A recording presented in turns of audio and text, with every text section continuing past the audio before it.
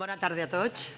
Benvinguts al Saló de Plens de l'Ajuntament de Benicarló per a donar començament a la sessió ordinària número 13/2022 del ple de l'Ajuntament de Benicarló, avui dia 29 de setembre de 2022 a les 19 hores. En l'ordre del dia, el primer punt és l'aprovació, si escau, de les actes de la sessió ordinària número 10/2022 de 28 de juliol, de l'extraordinària número 11/2022 de 18 d'agost i de l'extraordinària número 12/2022 del 16 de setembre de 2022. Tenen alguna esmena a les actes? No? Doncs passem el punt a votació. Vots a favor? S'aprova per unanimitat. El segon punt és la proposició de ratificació del nomenament de les falleres majors i Cors d'Honor 2023. Al no estar dictaminat per Comissió Informativa de Cultura, votarem primer la inclusió en l'ordre del dia d'esta proposició. Vots a favor de la inclusió en l'ordre del dia? Doncs s'aprova per unanimitat. I ara el secretari donarà lectura a la proposició.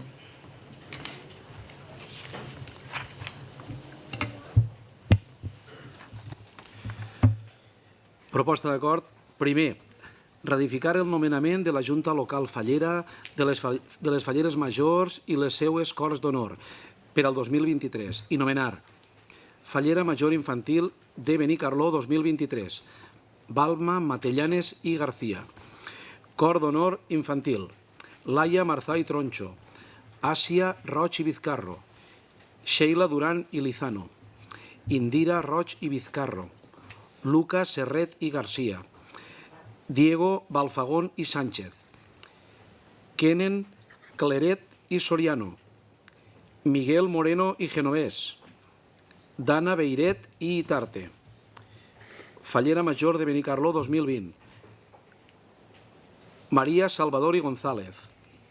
Cor d'Honor, Elena Medina i Remolina, Belén Andero i Morales, Mara López i Esteller, Ariadna Martínez Marín, Mireia García i Payá, Victoria Genovés i Jarana, Lucía Bretó i Fresquet, Ana Senar i Manero, Àlex Roca i Octavio, Josep Arnau i De Antonio, Kilian Claret i Soriano.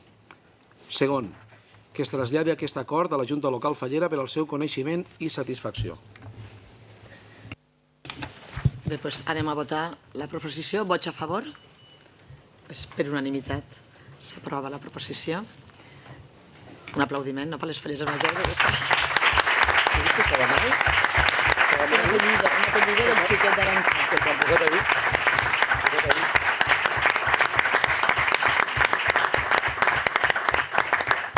Bé, Maria i Balma i totes les Cors d'Honor, falleres i fallers que composeu les Cors d'Honor de les Falleres Majors 2023. Benvinguts en este Saló de Plens. Avui, com heu vist, en el segon punt de l'ordre del dia del ple de l'Ajuntament de Benicarló es ratifica el vostre nomenament com a Falleres Majors de Benicarló i tots els representants, tota la corporació municipal, per unanimitat, ha votat a favor este nomenament. La corporació municipal representa tots els ciutadans de Benicarló que han sigut elegits, hem sigut elegits democràticament en les últimes eleccions municipals, amb la qual és com si tot Benicarló ratifiqués el vostre nomenament, amb la qual crec que és un dia important i un acte important que en este Saló de Plens s'hagi produït este fet. Vosaltres enguany representeu a totes les falles de Benicarló, a totes les persones que viuen i senten i volen i estimen a les falles i us desitgem que aquest any, que ja sabeu que és un any molt significatiu per a les falles benicarlandes, que se commemora els 50 anys de falles a Benicarló, que tinguéssiu un any ple de felicitat, de goig i de viure les falles intensament, com sabem que ho heu fet sempre, perquè tant totes les Cors d'Honor, com vosaltres com a falleres majors, sou persones que viviu les falles intensament. Així és que l'enhorabona en nom de tota la corporació com a alcaldessa de Benicarló i enhorabona en nom de tota la ciutat de Benicarló a vosaltres i a les vostres famílies i per suposat a la Junta Local Fallera, representada aquí pel president Fede Guimerà i per tots els membres que avui se troben en este Saló de Plens. Moltes felicitats.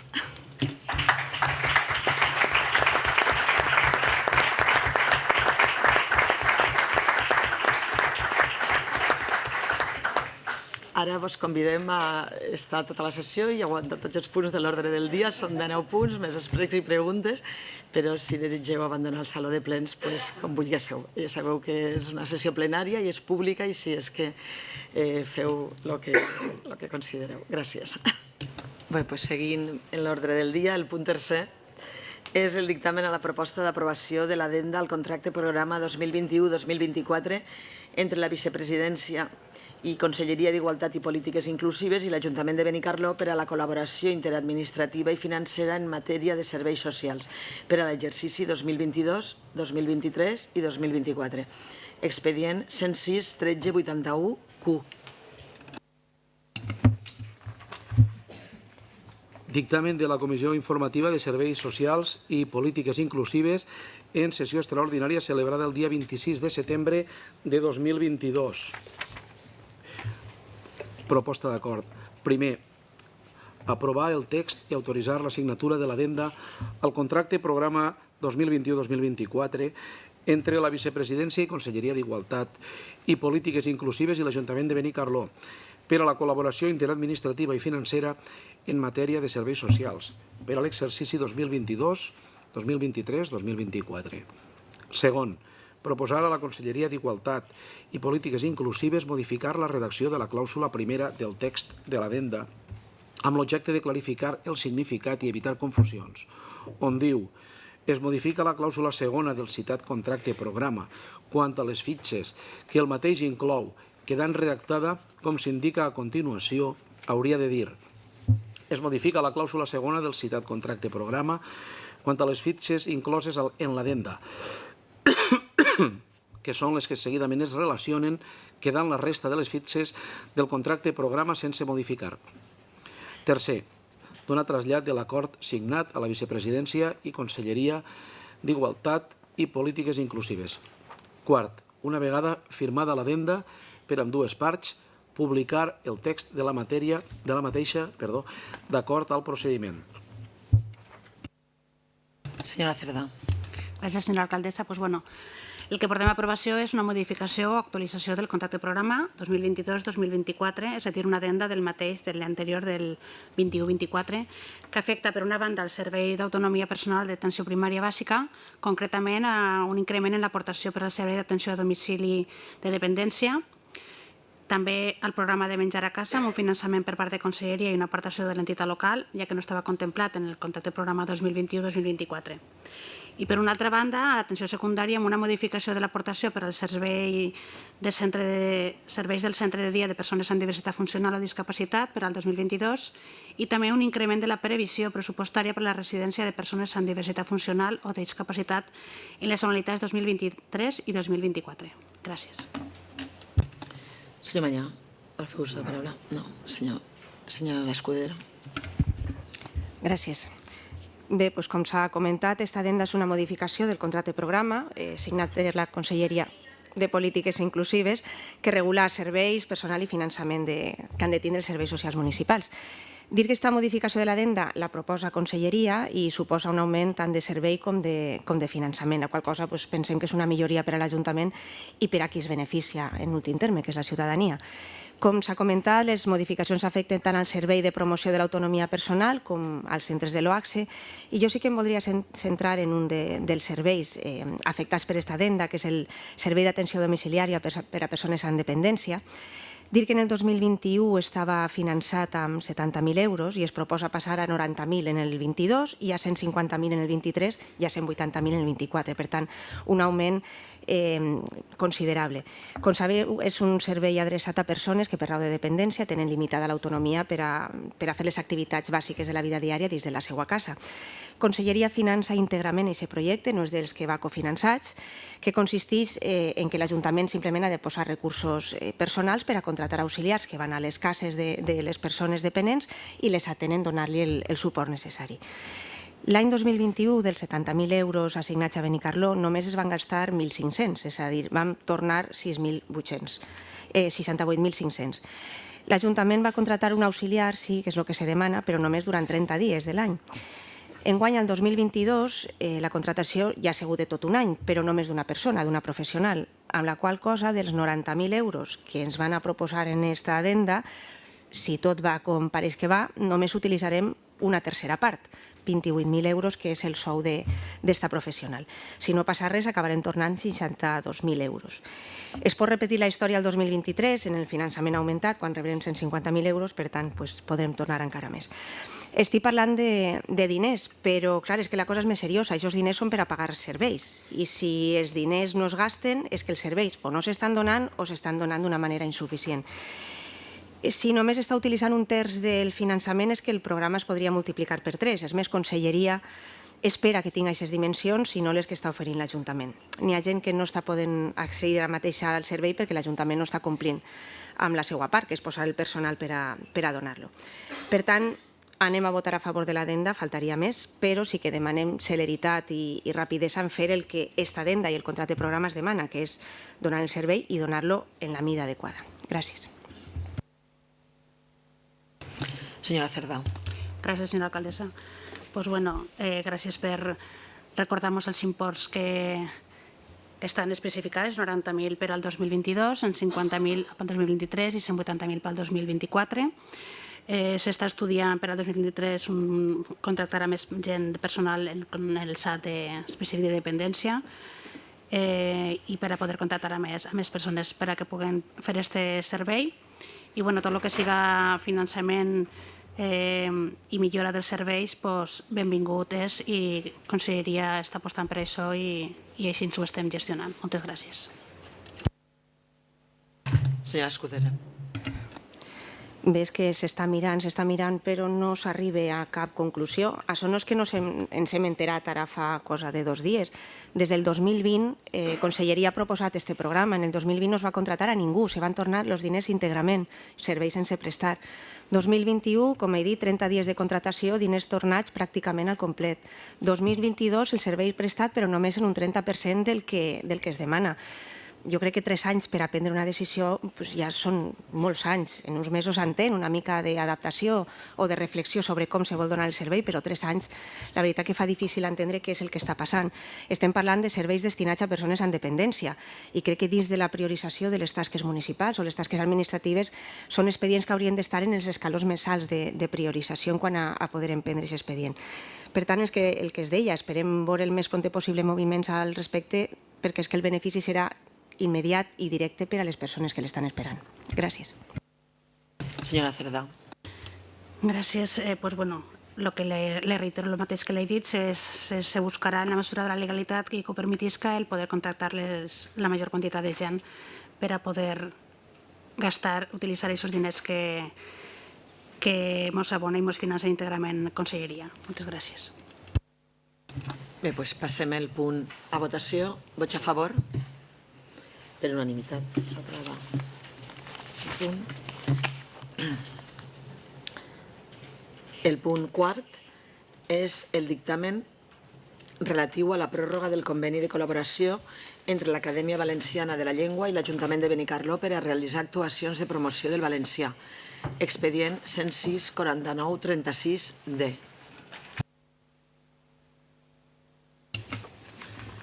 Comissió informativa de l'àrea de serveis generals, policia i seguretat, de 22 de setembre de 2022. Proposta d'acord. Primer, prorrogar el conveni de col·laboració entre l'Acadèmia Valenciana de la Llengua i l'Ajuntament de Benicarló per realitzar actuacions de promoció del valencià. Segon, iniciar tots els tràmits administratius necessaris per tal de subscriure la pròrroga de l'esmentat conveni. Senyora Agut. Gràcies, senyora presidenta. Sí, el dia 3 d'octubre del 2018 es va signar el primer conveni de col·laboració entre l'Ajuntament de Benicarló i l'Acadèmia Valenciana de la Llengua per a realitzar actuacions de promoció del valencià. Segons la clàusula 5a d'aquest conveni, enguany toca renovar-lo. Per això, el 21 de març de 2022 ens vam reunir l'alcaldessa, l'acadèmica responsable del seguiment del conveni, Rosa Agost, i jo mateixa per a fer una valoració global del que ha suposat el conveni al llarg d'aquests 4 anys. I com la valoració és altament positiva i favorable per a les dues institucions, tant l'acadèmica Rosa Agost, en representació de l'Acadèmia Valenciana de la Llengua, com l'alcaldessa de Benicarló, Charo Miralles, van manifestar el seu consentiment mutu a una pròrroga del conveni. Per a resumir una mica el que ha representat este conveni per a l'Ajuntament, podem dir que la col·laboració entre l'Acadèmia Valenciana de la Llengua i l'Ajuntament de Benicarló ha sigut altament fructuosa en matèria de promoció del valencià. Així doncs, durant aquests 4 anys, l'Ajuntament de Benicarló ha rebut més de 100 títols bibliogràfics editats per l'Acadèmia Valenciana de la Llengua de temàtica lingüística, que ara formen part del fons de l'Ajuntament, la majoria dels quals estan a disposició del públic general a la Biblioteca Manel García Grau. La resta formen part del material de consulta dels serveis lingüístics. A més, l'Ajuntament ha rebut un assessorament especialitzat en matèria toponímica. Fruit d'aquest assessorament és el corpus topomínic ampliat i revisat durant els 4 últims anys. També s'ha gaudit la ciutat de diverses activitats itinerants proposades per l'Acadèmia Valenciana de la Llengua, com ara les exposicions dedicades als escriptors de l'any. Tot això no ha tingut cap cost per a l'Ajuntament, sinó al contrari. L'Ajuntament ha rebut 15.000 euros a través de la subvenció per al foment del valencià. Línia pressupostària S7156 que estableix el citat conveni de col·laboració. Per la seva banda, l'Ajuntament de Benicarló ha complit amb totes les clàusules del conveni pel que fa a l'ús i fonament del valencià i foment del valencià en el municipi de Benicarló. Per tant, portem avui ací l'acceptació a la pròrroga del conveni de col·laboració entre l'Acadèmia Valenciana de la Llengua i l'Ajuntament de Benicarló, que sense cap dubte és una eina més a favor de l'ús i la promoció del valencià en el nostre municipi. Volen fer ús de la paraula? No, vostè tampoc. La senyora Escudero.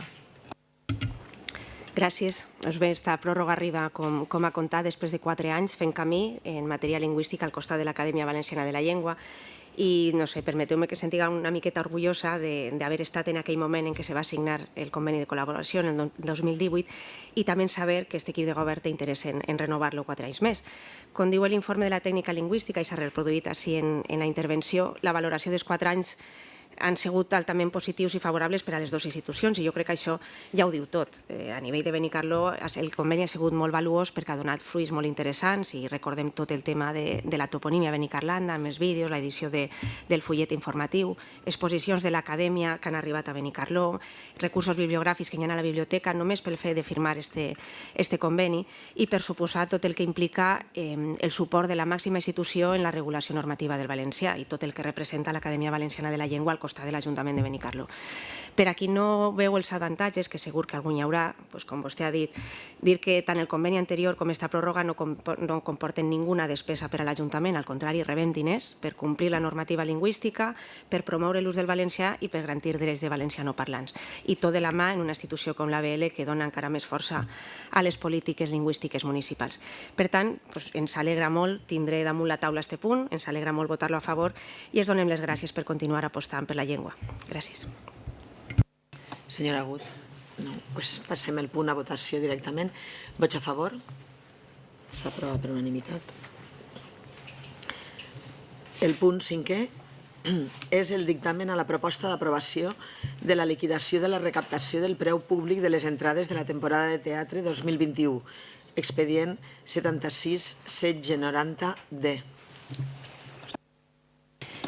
Me comenta el secretari que farà una lectura extractada del punt.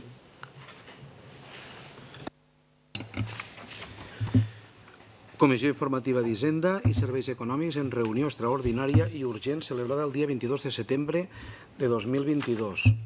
Proposta d'acord. Primer, aprovar la liquidació del compte de recaptació del preu públic de les entrades de la temporada de teatre 2021 amb el detall següent. Segon, traslladar aquest acord al Departament de Cultura. Senyor Flors. Gràcies, senyora presidenta. Doncs bé, és l'aprovació de la liquidació de la venda d'entrades del teatre amb tots els informes favorables tant dels tècnics com del tresorer. Volen fer ús de la paraula? No, doncs passem el punt a votació. Vots a favor? S'aprova per unanimitat. El punt 6è és el dictamen a la proposta d'aprovació de la liquidació de la recaptació del preu públic de les visites guiades de turisme actiu 2021, expedient 804861N. També farà una lectura extractada el secretari. Les quantitats totals. Sí, li estic dient que potser podria donar les quantitats totals o simplement. Lectura extractada com ha fet abans. Comissió Informativa d'Hisenda i Serveis Econòmics en reunió extraordinària i urgent celebrada el dia 22 de setembre de 2022. Proposta d'acord. Primer, aprovar la liquidació del compte de recaptació del preu públic de les visites guiades de turisme actiu 2021 amb el següent detall. Segon, traslladar aquest acord al Departament de Turisme. Senyor Flors. Gràcies, senyora presidenta. Este punt és exactament igual que l'anterior, però en aquest cas estem parlant de les visites guiades de turisme. Volen afegir alguna cosa? No, doncs no. Passem el punt a votació. Vots a favor? S'aprova per unanimitat. El punt 7è és el dictamen a la proposta d'aprovació de l'expedient de reconeixement extrajudicial de crèdit número 44, relació de factures F/22/44, expedient 107-88-92-M. Comissió Informativa d'Hisenda i Serveis Econòmics en reunió celebrada el dia 22 de setembre de 2022. Proposta d'acord. Primer, resoldre la discrepància formulada pel senyor interventor en el seu informe número 712/2022 de data 20 de setembre, per tractar-se d'actuacions de l'administració municipal nules de ple dret. Segon, aprovar l'expedient de reconeixement extrajudicial número 44/22 per un import total de 354.217,42 euros i que correspon a les factures que s'expressen en la relació de factures número F/2022/44. Senyor Flors. Gràcies, senyora presidenta. La relació de factures que portem en aquest punt són factures que falta algun punt per complir de la llei de contractes. Senyor Mañó. Sí, moltes gràcies. La relació d'estats judicials ve sent la recurrent que venim tenint. Jo sempre m'agrada quan vostè diu no, és que falta algun punt de la llei de contrats. Però bueno, no, perquè són contrats que no s'han licitat i se tenien que haver licitat, no? Entonces sí que ja no estem en aquelles partides grans pel tema de l'aplegament d'escombraries, però sí que és cert que aquí hi ha simplement dos cosetes. Una, per exemple, que és el tema del servei de manteniment de les zones ajardinades, que encara el tenim ahí, tenim juny i juliol i són importants, són 49.000 euros cada mes. Vull dir que és bo també que la gent sàpiga que l'Ajuntament destina uns recursos importantíssims per atendre el tema de la jardineria. Moltes vegades la gent pensa que no val aquests diners i és important que se sàpiga que s'estan invertint els diners en un servei de manteniment. I per una altra part també comentar el tema d'unes factures que van des de desembre del 2021 fins a juliol del 2022 pel tema del manteniment de l'aigua de la piscina. Vull dir, la piscina està tancada, s'estan fent unes eines de manteniment i el primer curiós és que des de desembre del 2021 fins a juliol del 2022, vull dir, a raó de 3.000 euros cada mes, són moltes peles. Entonces, jo no sé, suposo que estarà justificat en l'expedient la necessitat de tindre la piscina plena. Jo el que no sé si això és una previsió que en un curt plaç pot ser interessant el dir la mantinc plena i en conservació, o si estem parlant de molt llarg plaç, planteja potser tècnicament la possibilitat de buidar-la. Vull dir, perquè és que els costos entenc jo que són molt elevats i per tindre en compte la necessitat del gasto mensual. No obstant, donar compte que són factures que estan reparades des d'intervenció, nosaltres votarem en contra. Gràcies. Senyor Martí. Gràcies, senyora Miralles. Este punt i els propers 7 són aquells que de torna-li la trompa al xic, no? La meitat dels plens ens passem aprovant estos punts, no? Els propers 7 són quanties menudes i quantitats menudes, però este punt són les més o menys 200 factures recurrents i els més de 300.000 euros, que al final fan que juguem la Champions League de cara a l'informe del síndic de comptes de la Comunitat Valenciana, que sempre ens fica com a exemple a no seguir en quant al no compliment de la llei de contractes. Les lleis estan per complir-se, exigim als ciutadans que les complisquen i nosaltres no podem no complir-les per costum. Tenim que seguir fent esforços per complir-les. Sempre n'hauran, sempre ens sorprendran, sempre tindrem algun extrajudicial que no complís la llei. Però el que no podem és assumir com a normal el que no pot ser normal, que és no complir la llei, no pot ser normal. I sempre tenim ahir les 200, les 300 factures recurrents i no avancem. Seguim al mateix punt, avancem molt poquet a poquet. Nosaltres en aquest punt i en els propers 7 votarem en contra de tots sense intervindre ja més vegades per no repetir-nos tant. Gràcies. Senyor Escudero. Gràcies. Pues jo diré més o menys el mateix. A este lot de factures n'hi ha un poc de más de lo mismo, ja es venim assenyalant en diferents plens, les xarxes socials de turisme no tenen, els contractes menors són irregulars i estan concatenats, mai surten a licitació, control de plagues i legionel·la del municipi, fa mesos que està a punt de ser licitat però no acaba de sortir mai del Departament de Contratació. El programa Bioactiu l'han reconegut com a bona pràctica a l'OMS, però des del 2018 està en situació irregular a Benicarló en tema de contratació. No perdem l'esperança que quede totalment reconegut també a nivell administratiu. Centre d'assessorament juvenil, el CIAG, aquest últim vestigi de les polítiques de joventut d'aquest equip de govern, també esperant que arribi el seu torn de ser regularitzat. I la llista es podria fer llarga, anant enumerant, però jo crec que hi ha un tema en el que cal detindre's al tractar-se d'un assumpte que ja és d'interès general i parlo de la piscina municipal, al igual que ha fet el senyor Manyà. A l'expedient hi ha 8 factures de 8 mesos de manteniment d'aigua, són 2.964 euros cada mes, fan un total de 23.716 euros. I bé, remarcar que en totes les intervencions que hem escoltat d'alcaldia relatives a la situació de la piscina i a la seva gestió, s'ha remarcat que mai es faria cap acció en la piscina municipal fora de la llei o de la normativa vigent. Doncs així tenim unes quantes, 8 concretament, i no són les primeres. El servei de manteniment de l'aigua de la piscina municipal està incomplint la llei ara mateixa. S'ha de dir així de clar. Però jo crec que a banda de les factures extrajudicials que hi ha avui a aquest punt, cal fer una mica de retrospectiva i traure comptes del que porta l'Ajuntament gastat des del tancament de la piscina al març del 2020, perquè, com ha dit el senyor Manyà, és bo que la gent sàpiga en què s'estan invertint els diners. I crec que és un bon moment per parlar del tema perquè es fa massa llarg aquest silenci sobre quan començaran les obres o quines obres han de començar i sobretot quan es reobrirà la piscina. Des del tancament, com dic, al mes de març, l'Ajuntament ha pagat 10.116 euros en concepte de gasoil per a la calefacció d'una piscina que no funciona. A més, s'han destinat 6.516 euros en reparació o recanvi de peces o materials de l'edifici, bombes de succió, materials del sostre. Algunes factures han vingut ja en algun ple passat. En consultories externes per a fer estudis de viabilitat o decidir com fer les licitacions portem gastats 53.780 euros.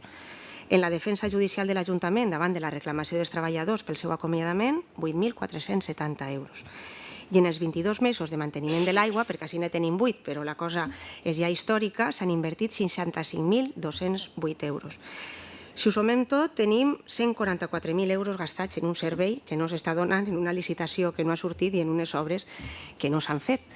I jo crec que era necessari posar damunt la taula aquests números, més enllà de les factures sense contracte, perquè Benicarló ha de ser conscient i ha de valorar objectivament el que s'està invertint en la piscina municipal i quines són les solucions que ara hi ha damunt la taula ara mateixa. Per tant, no anem a votar a favor, evidentment, este lot de factures, però aprofitem la conjuntura per demanar a l'equip de govern també reflexió i sobretot rapidesa a l'hora de que alguna de les opcions que tenen, que no sabem quines són, es materialitzen i no acabem de perdre tots l'esperança de tornar a veure la piscina oberta. Gràcies. Senyor Flors. Gràcies, senyora presidenta. Una vegada més, aprofitant que el Pisuerga passa per Valladolid, meto mi cunya, perquè estem parlant de factures i de pagaments i hem aprofitat aquí per parlar d'un punt que no és aquest, que és el tema de la piscina. Referint a les factures que havia comentat el senyor Manyà, efectivament, de factures ja de contrats grossos, el que ens queda és el de jardineria, també menciona la senyora Escudero de Legionel·la, s'està treballant, no només en aquestes licitacions, s'està treballant en moltes més, els processos són els que són i a poc a poc aquestes quanties van baixant. El referent a la piscina, les factures no havien entrat abans, tan pront han entrat, se li han donat tractament, no és perquè estiguin ahir, tan pront han entrat, se li han donat el seu tractament i està més que justificat, si ho avalen els informes tècnics, del per què el manteniment i no tancar-la i deixar-la totalment parada. En cas de buidar l'aigua i deixar-la totalment parada, si hi ha les obres que s'han de fer per poder tornar a obrir en la nova normativa, la normativa actual, que la piscina, recordem que té els seus 20 anys, ja té un cost. Si aquesta piscina no s'estiguera fent el manteniment mínim, que és el mínim, això està també passant els números que ha fet la senyora Escudero, per a que prenguem consciència del que consumís aquesta instal·lació, perquè estem ara mateix als mínims, com estava dient, si es tancara, tornar a reobrir-la, la inversió hauria de ser molt més del que serà en cas de mantindre-la. També és cert que el que és contrat no estava licitat perquè, tot i que la senyora Escudero ha dit no ha sortit la licitació, 2 vegades ha sortit la licitació. De fet, ja les 2 es van presentar, una al final es van tirar atrás i l'altra, de fet, estem en un contenciós en l'empresa per no haver complit la seva part. I ara s'està treballant per tratar d'assegurar que no quede fallida i se li estan donant altres vies. Com estava dient al principi de la meva intervenció, aprofitant que el Pisuerga passa per Valladolid, tornem a parlar de la piscina, que és el que interessa, no? Desgastar. Moltes gràcies. Senyor Mañó. Sí, moltes gràcies. Jo simplement m'he limitat a lo que eren factures d'un servei, que és el tema de la jardineria, més que per la falta de licitació, que també, per un tema de que siguessin conscients que hi ha serveis que s'estan prestant que costen molts de diners i que a vegades pareix que no... a què se destinen els nostres diners dels nostres impostos, no? Perquè sabia que això costa això, no? I segon, era un tema que me resultava xocant, més que el tema del manteniment, 2 coses. Una, el fet de que des de desembre del 2021 les passen totes juntes ara, dius, per què? Si hi ha hagut una empresa que és d'Almassora, que està fent un manteniment, per què s'ha retrasat tant? Hi ha hagut alguna cosa? No és normal, no? I la segona, el fet de que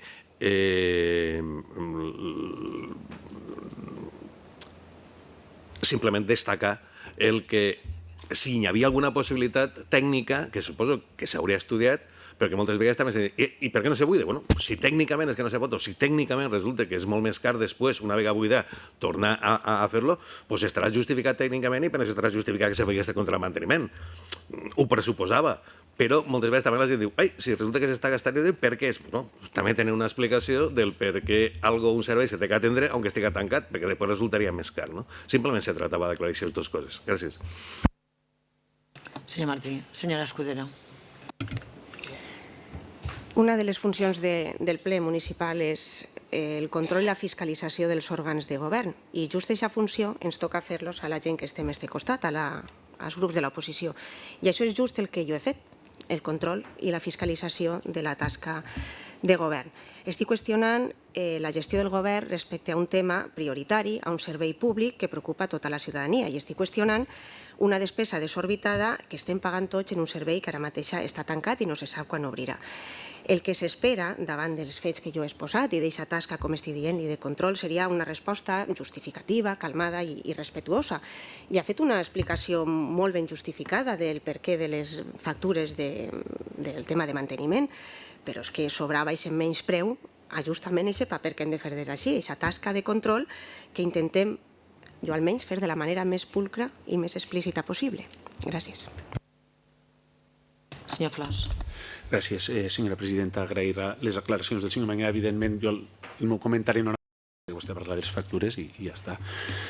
No veig el menyspreu per cap lloc. Potser el menyspreu tal volta és de vostè utilitzant punts per a parlar de punts que no toquen.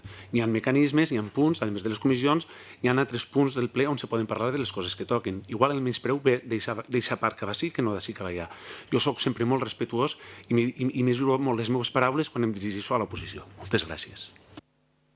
Bé, doncs corroboro tot el que ha dit el senyor Flors, per supostíssim. Aquí n'hi ha una relació de factures, la número 44, que puja en total més de 300.000 euros.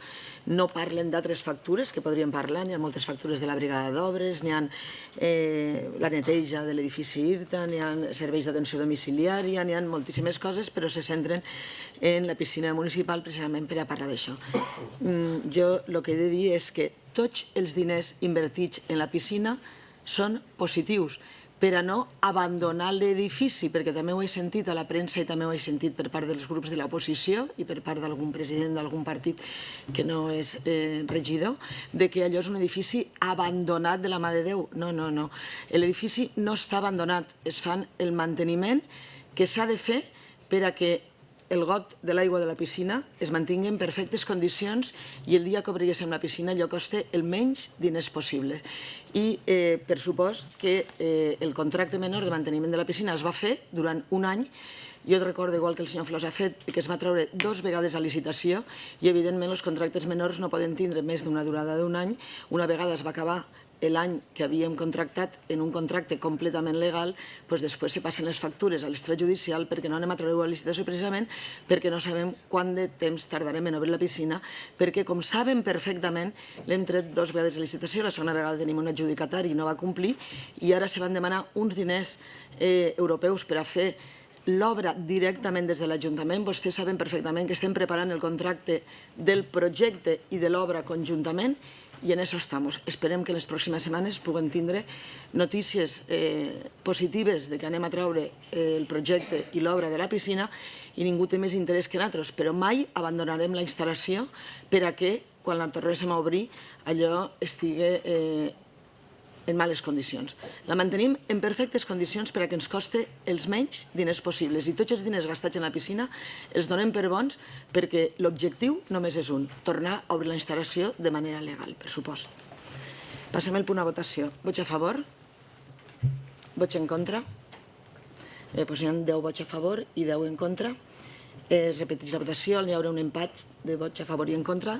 Vots a favor? Vots en contra? Bé, al mantindre's l'empat, s'aprova per vot de qualitat de l'alcaldessa. Passem al punt següent, que és el punt 8è.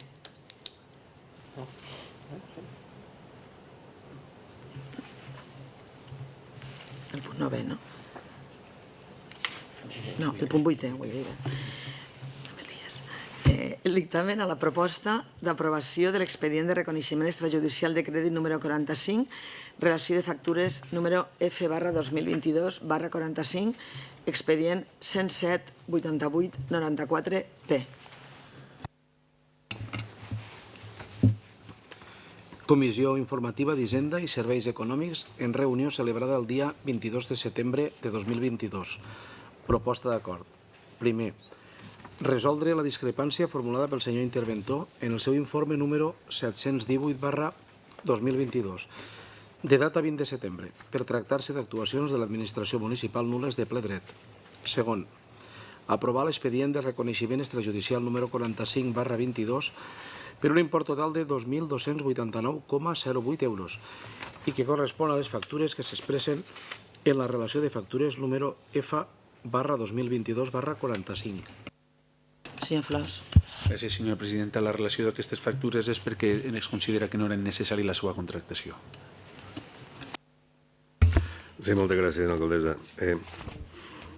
Discrepo el concepte, senyor Flors. Jo penso que si aquestes factures estan reparades des d'intervenció és perquè, per una part, no se justifica aquesta necessitat de la contractació, però és que, a més, se diu perquè no està justificat. I el que se ve a dir és que hi ha una empresa que té encarregat y desde el contrato de servicios especializados de una agencia de comunicación para el diseño de las campañas de publicidad institucional y la adquisición de espacios e inserción de anuncios durante los años 2021-2022, que vaya a títol llarg del contracte, lo cert és que ho tenia que fer esta empresa.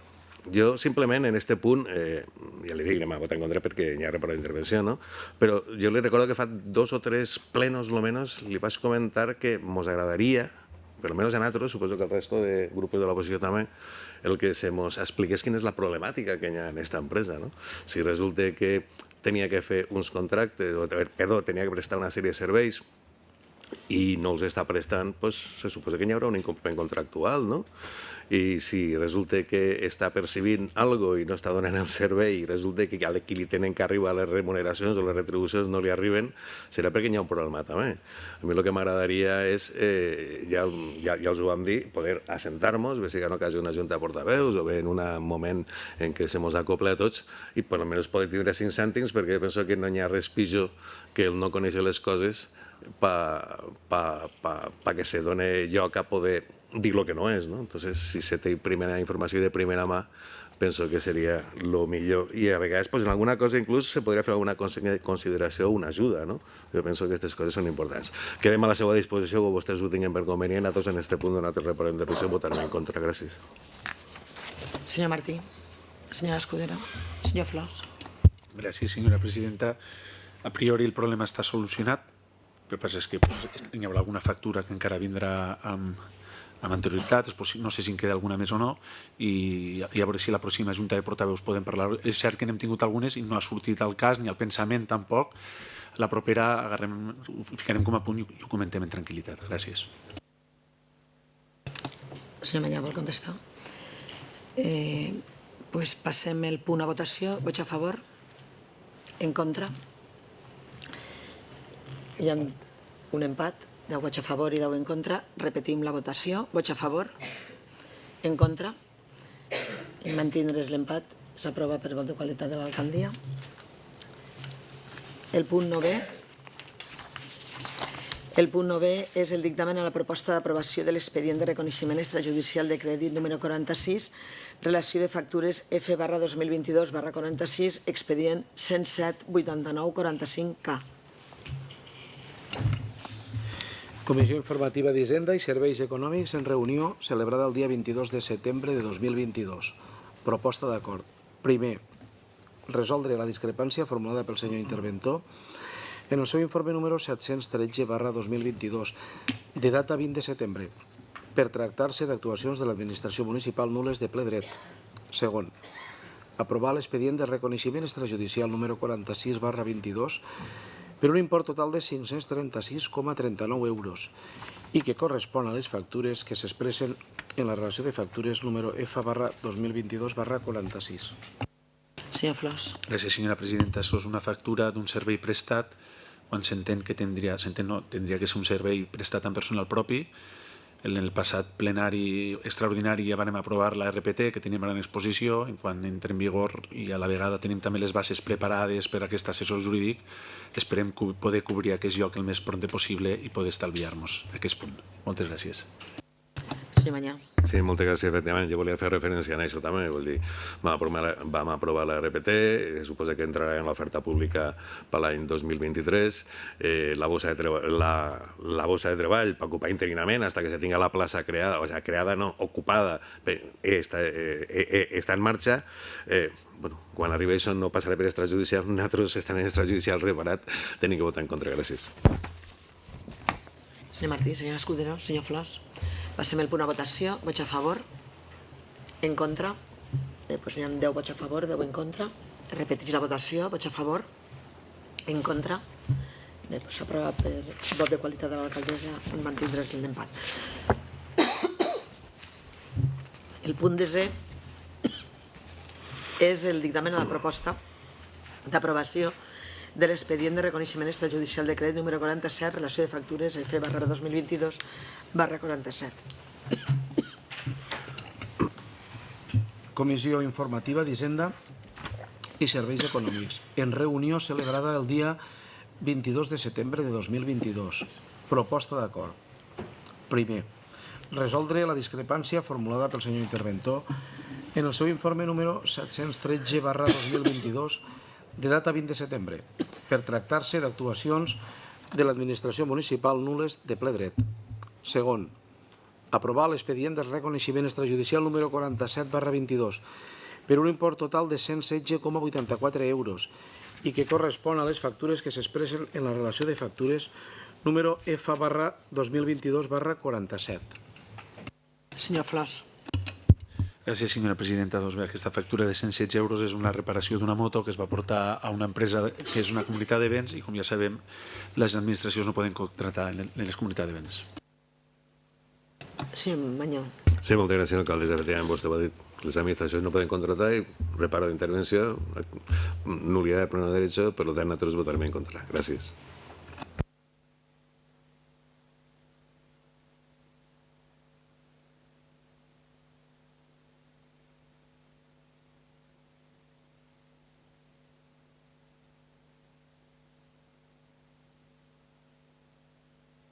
Se manté l'empat.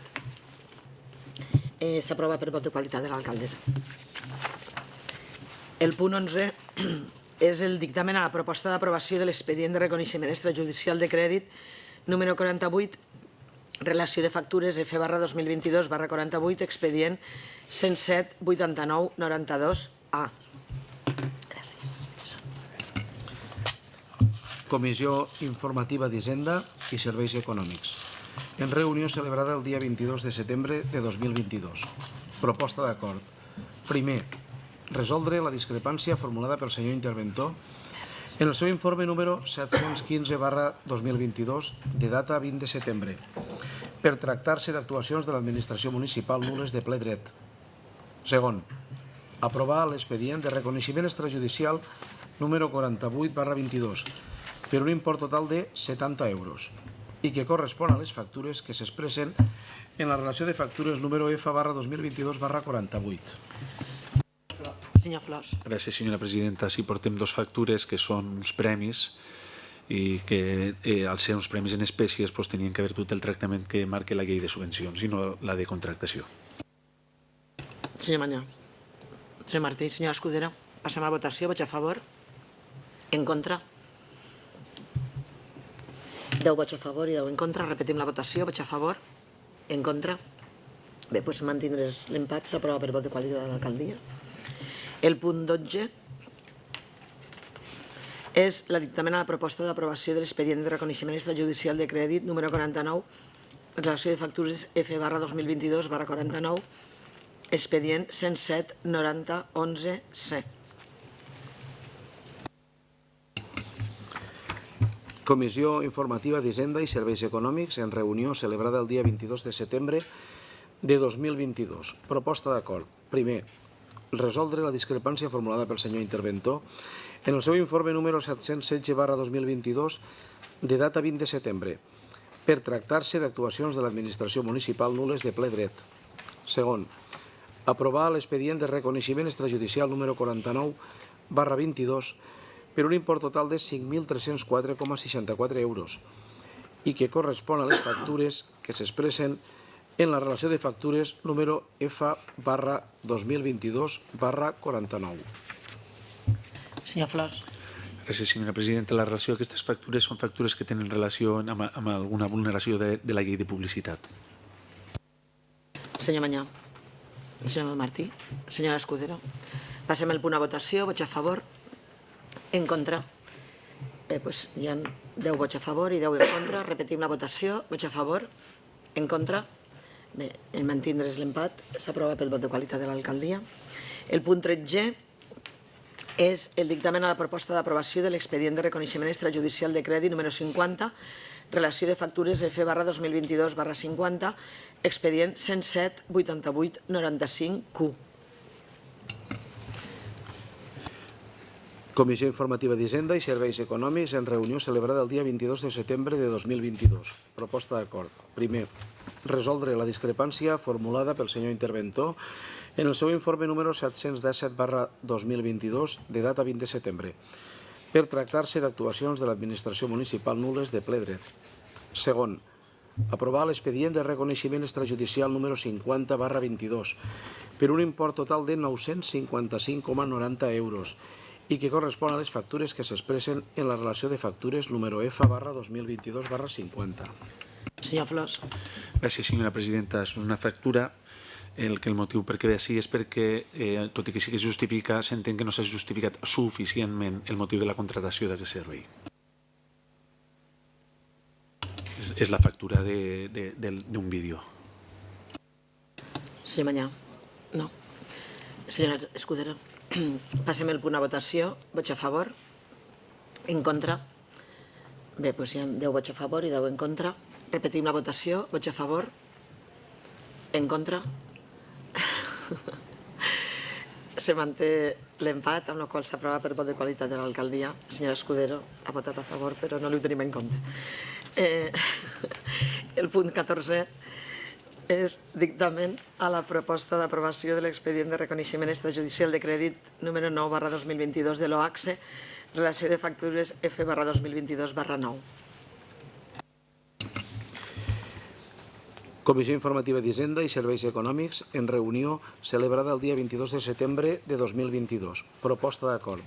Primer, resoldre la discrepància formulada pel senyor interventor en el seu informe número 192/2022 de data 16 de setembre de 2022 per tractar-se d'actuacions de l'administració municipal nul·les de ple dret.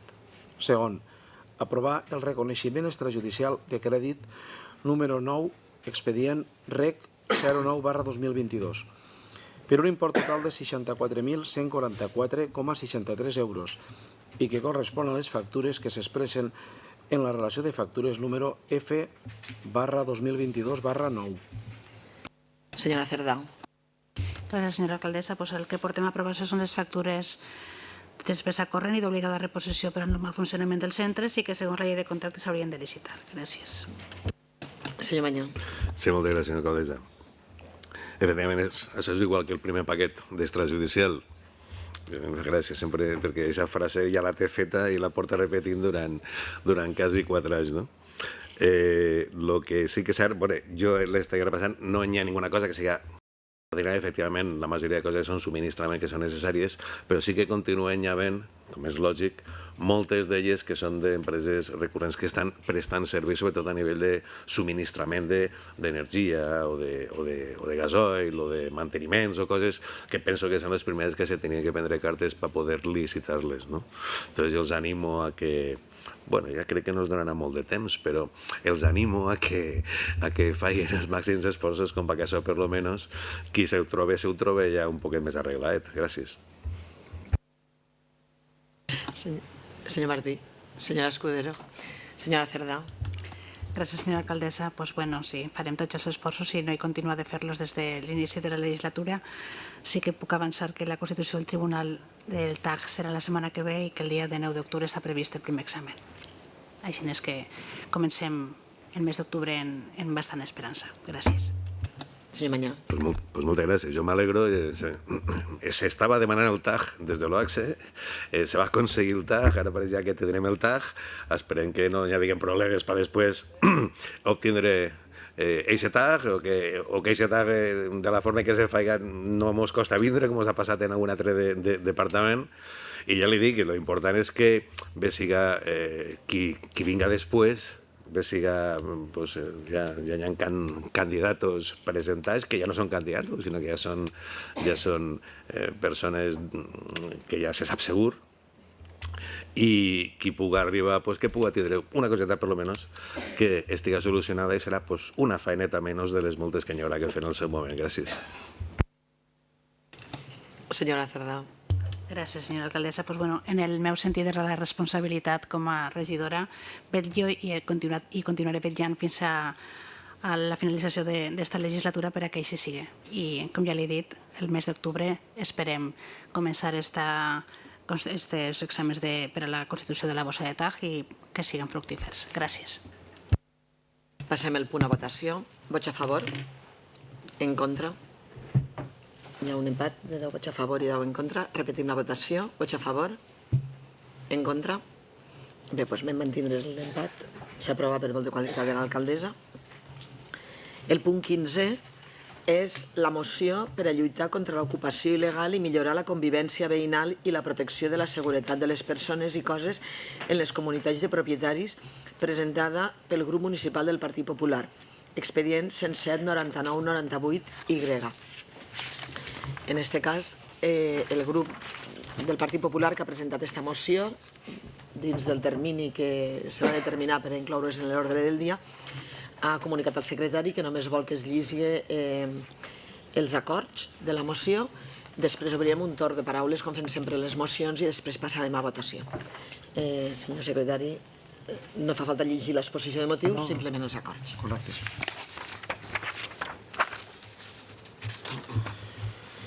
Propuestas de acuerdo. Primero, instar la modificación de los artículos 245 y 269 de la Ley Orgánica 10/95 de 23 de noviembre del Código Penal para endurecer las penas en caso de ocupación de la vivienda o inmueble, especialmente en el caso de mafias peligrosas o ilícitas.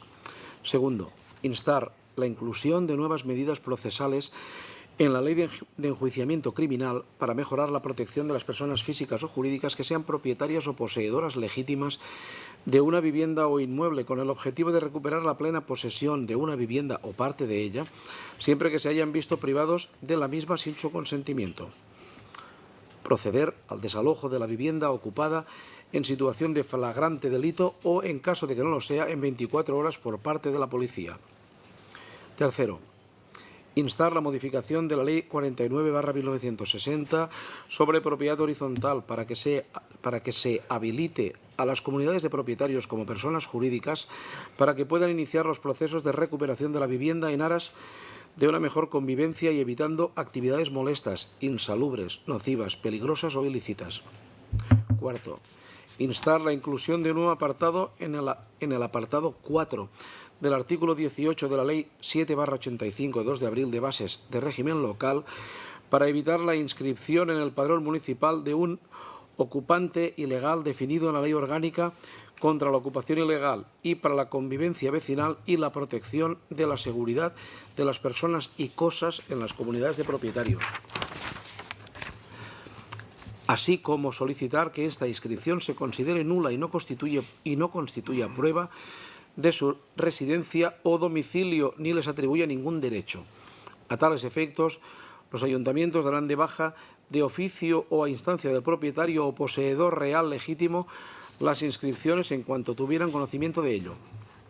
Quinto, instar la modificación de la legislación tributaria para la reducción de obligaciones contributivas de arrendadores que justifiquen la no percepción de rentas. Sexto, dar traslado de esta moción al presidente del Gobierno de España, a la ministra de Justicia, a la ministra de Transporte, Movilidad y Agenda Urbana, así como a los portavoces de los grupos parlamentarios de las Cortes Generales y a la Junta de Gobierno de la Federación Española de Municipios y Provincias. Senyor Mañà. Sí, moltes gràcies, senyora alcaldessa. Bueno, el primer que he de dir és que això és una moció que s'ha traslladat pràcticament per tots els municipis del Partit Popular, per tots els municipis d'Espanya. Jo la veritat és que si m'agrada correspon la responsabilitat de redactar-la, quizás l'ha redactat d'una altra forma, però donat que tenia l'àmbit nacional, doncs tampoc he volgut fer-lo, no per res, sinó perquè, bueno, considero que el que és el fons de l'assumpte està suficientment determinat. Sí que és cert que respecte a la proposta inicial en Junta de Portaveus van comentar en el portaveu de Ciudadanos, senyor Martí, que efectivament la part de lo que se demanava era que se canvi, o sea, que se canvi. Per això vaig introduir una modificació on el que estem fent és demanar que se inste, o sigui, instar des de l'Ajuntament la modificació de determinada normativa. Bueno, esta és una moció que jo penso que té que partir de la base de dues coses. La Constitució espanyola, en l'article 33, reconeix el dret a la propietat privada. Però també hi ha un article 47 que fa referència que tots els espanyols tenen dret a disfrutar d'una vivenda digna i adequada. Jo penso que el que se té que buscar és un equilibri entre el que és la defensa de la propietat privada però també les necessitats socials que hi ha. I penso que aquesta moció no se té que veure com aquesta deslligada, sinó que van les dues coses que van unides però a la vegada separades, perquè hi ha que tratar de diferenciar situacions de vulnerabilitat de lo que és el que s'està demanant en quant a modificació normativa aquí. Esta moció, en una part inicial, fa referència a lo que és l'ocupació i se fa referència a l'ocupació com a la tenència o la possessió d'un bé de manera il·legítima, il·legal, en contra d'algun tal propietari o un posseïdor en títol o dret. Bé, tenim definit el que és una ocupació. Per una altra part, fa referència a que l'ordenament jurídic espanyol el que fa és protegir la vivienda i ho fa en tres àmbits. Un àmbit que és el civil, un àmbit que és el penal i un àmbit que és l'administratiu.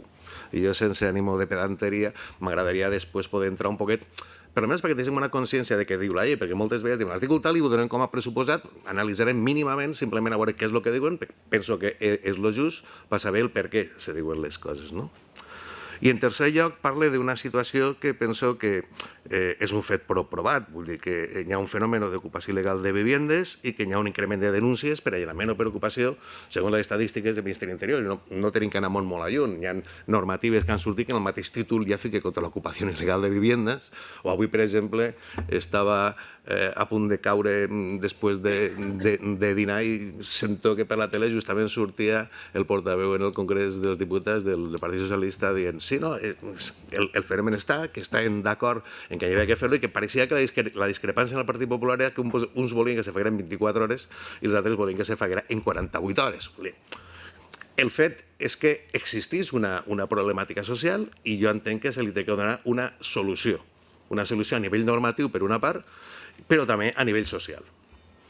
I se fa referència en aquesta moció a que des d'aquesta via de protecció, en l'àmbit d'aquestes vies de protecció, està la via civil. I, efectivament, la llei d'enjudiciament civil, en l'article 250, fa referència a que se decidirán en un juicio verbal, es un tipo de procedimiento más limitado, en las demandas siguientes, ¿no? Entonces, diu, cuarto, las que pretendan la tutela sumaria de la tenencia o la posesión de una cosa o un dret porque nadie haya sido despojado de ellas o perturbado en su disfrute. O sea, antes hi havia uns procediments que se deien els interdictes per recobrar la possessió i que era un procediment molt abreviat que el que tratava és de tindre una resposta ràpida, no? Se va fer una modificació en l'any 2018 que dia que és de la modificació precisament d'esta llei en relació a l'ocupació il·legal de viviendes.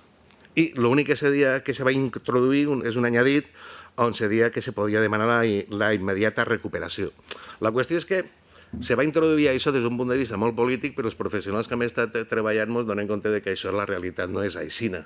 No és aixina per què? Perquè ens trobem que efectivament tu instes un procediment perquè hi havia una ocupació il·legal, però en seguida se pot sempre manifestar l'existència d'un contracte d'arrendament que no té per què ser escrit, que pot ser verbal, i el qual dona que dir, bueno, d'acord, hi ha un títol, després ja se decidirà si és bo o no és bo, no? I, per una altra part, també s'al·leguen situacions de vulnerabilitat que se tenen que informar en el seu moment pels serveis socials, no? La qüestió és que, la conclusió és que les mesures que hi ha des del punt de vista civil l'únic que comporten és una dilació en el temps, els procediments d'aquest tipus estan entre 6 mesos i un any, s'ocasionen uns gastos als propietaris i els ocasionen uns perjuís, però no hi ha una resposta bona i ningú lletrat dirà que està solventat definitivament des del punt de vista civil aquest tipus de procediments. Per una altra part, hi ha solucions de tipus penal. Doncs bé, tenim el Còdic Penal, i el Còdic Penal el que fa és una distinció entre dos tipus de delictes. Un que li diu allanamiento de morada i un altre que li diu delicte d'usurpació. Diferències. En l'allanament de morada, la mateixa paraula ho diu, morada és la vivienda habitual i per tant el que contempla és quan se fa una ocupació de la vivienda habitual. Entonces té un tractament distint a quan no és la vivienda habitual. És a dir, quan se tracta d'una segona vivienda, una casa de camp o el que fora. I entonces contemplen ambos el entrar o el mantindre's dins d'aquesta casa en contra de la voluntat del propietari. I quan és vivienda pròpia, estableix unes penes que són superiors. En aquest cas, presons de 6 mesos a 2 anys. I damunt si fan violència de 6 mesos a 2 anys, vull dir, perdó, de 1 a 4 anys i multa de 6 a 12 mesos. Per tant, veiem que hi ha un primer apartat que tampoc és quizás el que més refleja la situació de l'ocupació. Ocupacions il·legals de la mateixa vivienda, salvo algun cas puntual que surt en premsa, surt en televisió, no en trobem. Normalment són segones viviendes o viviendes que no estan ocupades, per tant no se consideren morada. I després està el delicte d'usurpació, que és, com dia, quan no se tracta d'una vivienda habitual. I si mirem la pena que hi ha, és de multa de 3 a 6 mesos. I la pena de multa de 3 a 6 mesos va a raó de 3 euros al dia, el qual ens podem trobar en que una pena de 3 mesos són pràcticament 900 euros. I aquesta és la pena que hi ha per aquesta ocupació en via penal. No hi ha ninguna altra. A més, si ho barregem això en el tema de quan actuen les màfies, perquè és sabut, és sabut que hi ha màfies o hi ha contubernios de persones que se dediquen a promoure aquestes coses, ens trobem que damunt l'article 269 del Codi Penal diu que la provocación, la conspiración o la proposición para cometer delitos, que sería el caso de las mafias, delitos de robo, de extorsión, estafa o apropiación indebida, ni siquiera parla de lo que son viviendas, parla de apropiación indebida, serán castigados con la pena inferior en 1 o 2 grados. Vull dir que si ja estem al mínimo del mínimo, que estem en una pena de multa d'uns 6 mesos, però això és que ja no hi ha res. Quasi el que està afavorint això, el que hi ha que fer és donar-li un premi. Per tant, la llei penal no està adaptada a aquest tipus de situació. Davant d'aquesta situació, la Fiscalia General de l'Estat va introduir una instrucció l'any 2000, el 15 de setembre, amb patògens fiscals d'Espanya que diuen com tenemos que actuar, se creen uns criteris comuns, ¿no? Y eren criteris per la sol·licitud de medidas cautelares de desalojo inmediato en els delictes d'usurpació de béns immobles o en els delictes d'allanamiento de morada. Vull dir, com la llei criminal, la de enjuiciamiento criminal, el Codi Penal no contemplaven mesures completes, Fiscalia va tindre que treure una instrucció, en vez de modificar la llei, se trau una instrucció. Però en què ens trobem en el dia a dia professional també? Que moltes vegades vas a una situació penal i te trobes aparició d'un títol. Després ja decidirem si és vàlid o no és vàlid, si existeix o no existeix aquest títol. I a més situacions de vulnerabilitat. Què comporta? Que al final te'n vas una altra vegada a lo civil, que no te dona la solució, perquè és que hi ha una prèvia situació civil que tens que determinar. Per tant, la conclusió és que des del punt de vista de l'àmbit penal les penes són molt baixes, no són la finalitat que tenen, que és dissuasòria, i per tant, a més, si se tracta de màfies que s'estan afavorint això, ja no se pot rebaixar la pena perquè estem en el mínim del mínim, per tant, en l'àmbit penal tampoc està donant resultats, no? Per una altra part, tenim també, la vivenda està des del punt de vista administratiu, no? I ja està la llei de protecció de la seguretat ciutadana, que en l'article 37, al parlar de les infraccions leves, diu que són infraccions leves les siguientes, y entre ellas diu la ocupación de cualquier inmueble, vivienda o edificio, la permanencia en contra de la voluntad del propietario o arrendatario titular, cuando no sean constitutivas de penal. Bé, si anem a veure aquestes infraccions leves, que ja són leves, quina és la sanció que hi ha prevista? L'article 39 diu multa de 100 a 600 euros. Damunt, claro, quan se diu de 100 a 600, ese és el mínim i el màxim. Si no hi ha atenuantes ni agravantes, te vas al terme mig que serien 300 euros. Podem dir que des del punt de vista de la sanció administrativa estem en 300 euros. Si a això li unisses la possible situació d'insolvència de la persona infractora, doncs, òbviament, tampoc dona una protecció des del punt de vista administratiu, no? Claro, davant d'aquestes qüestions, dius, el fet preocupant que és l'ocupació il·legal de viviendes no té un amparo normatiu que sigui suficient. Per una altra part, i s'añadeix també aquí, surt el tema de les comunitats de propietaris. En els temes dels grans tenedors ens podem trobar, parlo de bancs o parlo de grans tenedors, que no es preocupen d'aixes vivendes. Per tant, tenim comunitats de propietaris, uns altres propietaris que estan vivint en uns edificis que davant d'una ocupació no tenen legitimitat per poder actuar com a tal comunitat de propietaris. I això no està regulat en la llei, és a dir, la circumstància se dona i la llei no ha arribat encara a regular que passen aquestes comunitats de propietaris perquè puguen actuar i puguen defensar els interessos de les comunitats de propietaris. Moltes vegades sabem que o s'estan connectant a la llum general, a la llum de l'escala, als consums, per tant és algo que tampoc està. I això és la finalitat d'aquesta moció, no? El que dona-li a veure als responsables polítics, que en aquest cas és el Congrés, que facin les modificacions normatives. No els diem com ho tenen que modificar. El que els estem dient és que hi ha una necessitat de modificar, tant en via civil com en via penal com en via administrativa. I hi ha una cosa que és tan important com tot això, i és que a la vegada la Constitució antes de dir que dia que tots els espanyoles, artículo 47, tienen derecho a disfrutar d'una vivienda digna i adequada. Hi ha situacions de vulnerabilitat i se tenen que tenir en compte i no se tenen que barrejar en això. Són coses distintes. Una situació de vulnerabilitat n'hi ha que protegir-la. I les administracions públiques tenen les obligacions per atendre aquestes necessitats. Qüestions distintes que no se facin. Tots sabem el que passa en els parques de viviendas d'alquiler o bolsas de viviendas d'alquiler, sí queda molt bé políticament quan se planteja, però després la realitat és que no se donen. O també situacions com a que anem a fer que les convenis en els grans tenedores o les entitats bancàries perquè se puguen fer col·laboracions on s'aporte el que és el preu de l'alquiler. Tot això sí, se parla molt, però al final no s'arriba a fer res tampoc. Per tant, aquest tema de la vulnerabilitat m'agradaria que quedara separat de lo que és el tema de l'ocupació, perquè són dues coses distintes, que efectivament hi ha una situació de vulnerabilitat o de necessitat econòmica, sobretot en casos en què hi ha menors, sobretot en casos en què en temes de violència de gènere, o sobretot en temes també de falta de recursos econòmics en situacions complicades. Ara acabem de passar el Covid i tots sabem què és el que ha passat, que s'incrementa tot. Per tant, entenc que el que hi ha que fer als ocupes és desalojar-los. No tiene que iniciar un procediment de desauci.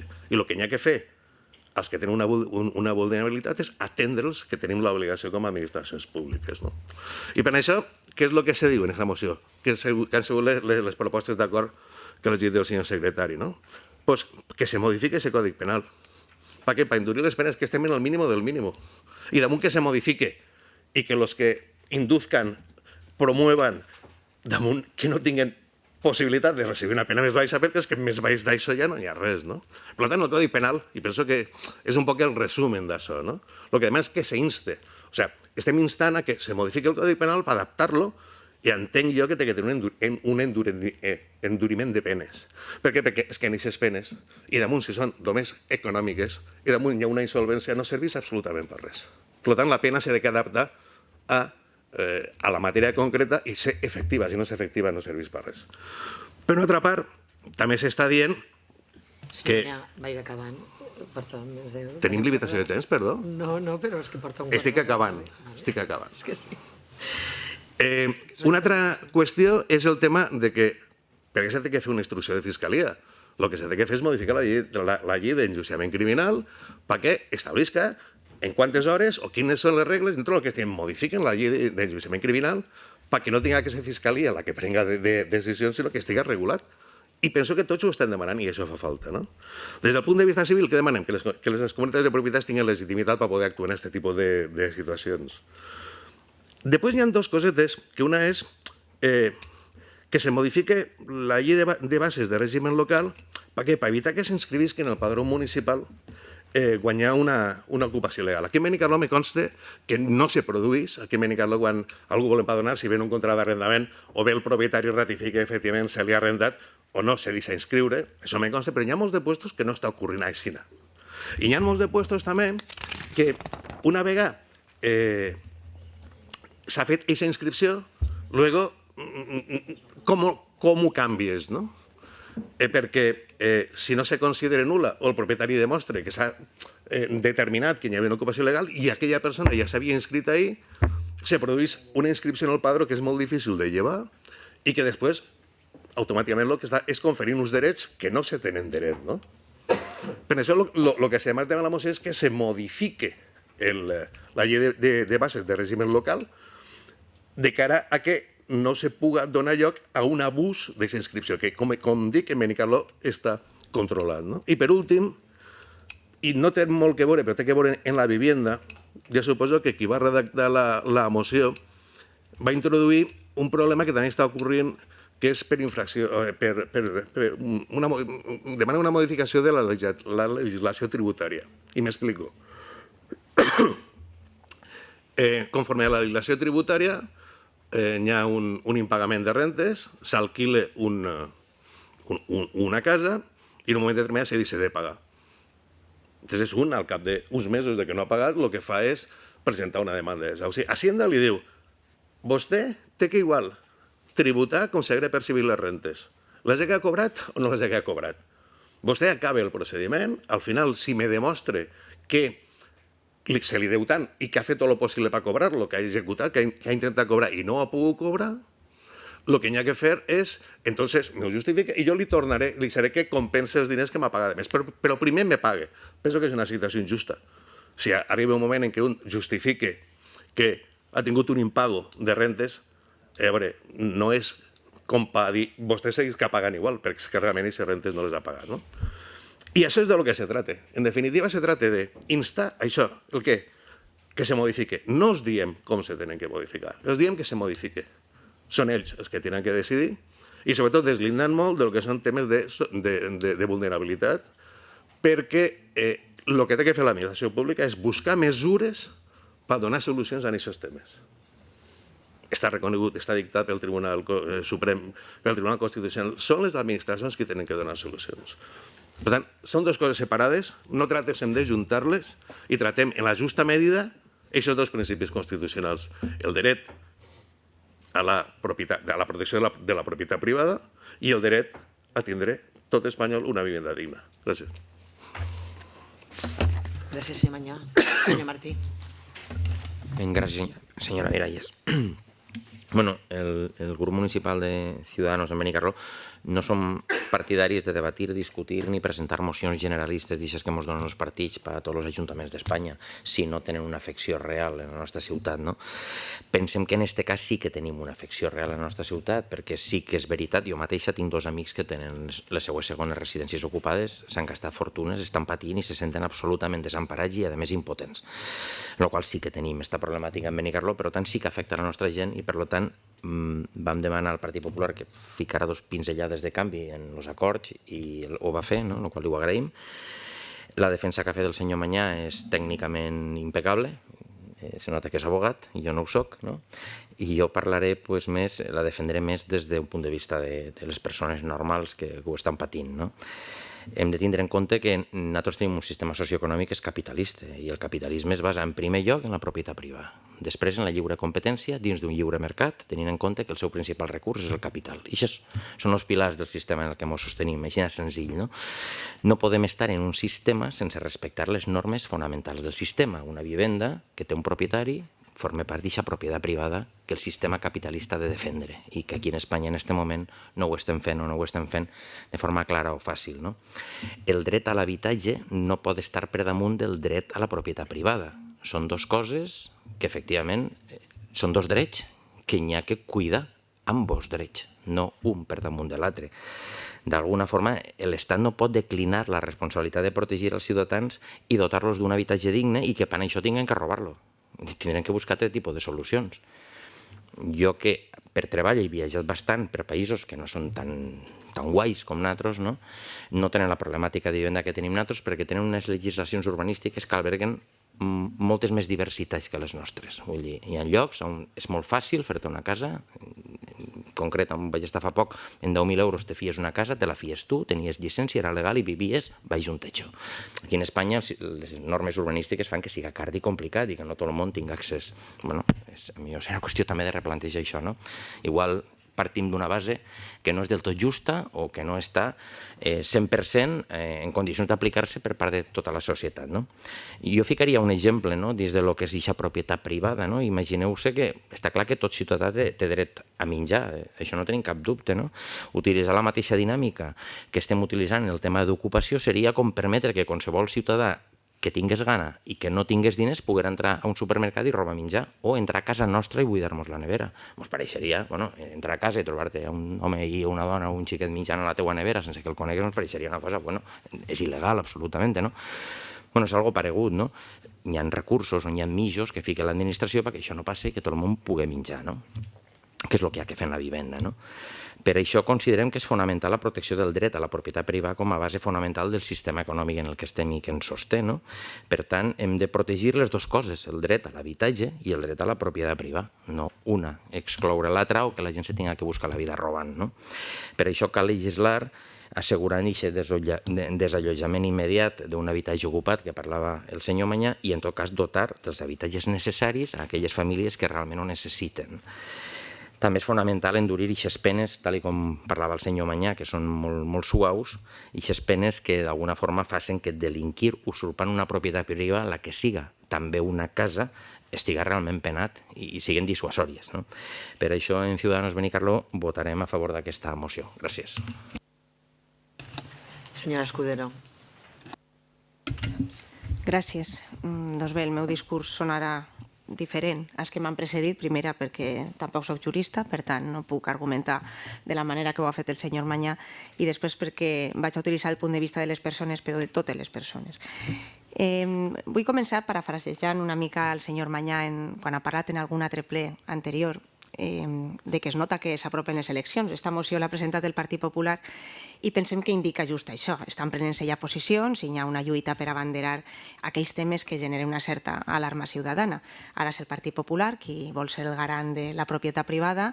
Al novembre de l'any passat justet va ser Ciudadanos qui també va presentar una moció al ple en uns termes molt semblants. Dir que el document que tenim a les mans, que la moció és una moció genèrica, d'aixes que serveixen amb el seu contingut estàndard per a qualsevol municipi. I això d'entrada ja és un perill, perquè es poden parèixer, però ningú municipi és igual a un altre. Y el text parla del aumento del fenómeno de la ocupación ilegal en las viviendas de España o del incremento de las denuncias por allanamiento o usurpación en España. I Espanya és molt gran. No hi ha cap referència en aquest document a Benicarló. Si aquest augment que s'ha detectat en escala estatal també se pot reproduir a escala municipal, si és menys o si és més, que també podria passar. Jo crec que és una qüestió important perquè la moció s'aprova en un ple municipal, s'aprova en Benicarló i proposa canviar la normativa estatal en base a una problemàtica que en cap moment s'analitza en Benicarló. Per tant, jo crec que és necessari en primer lloc contextualitzar en el nostre municipi amb dades objectives.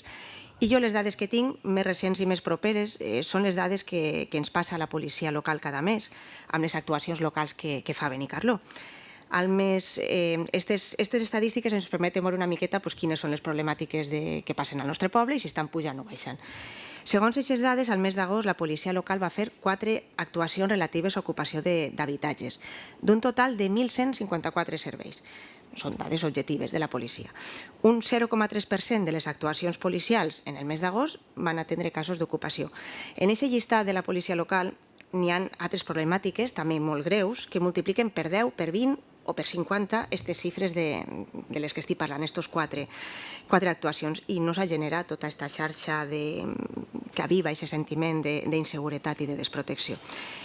També cal dir que, analitzant una mica les estadístiques locals de la policia en diferents mesos, s'està veient com estan disminuint aquestes actuacions. Per tant, jo crec que cal llançar un primer apunt.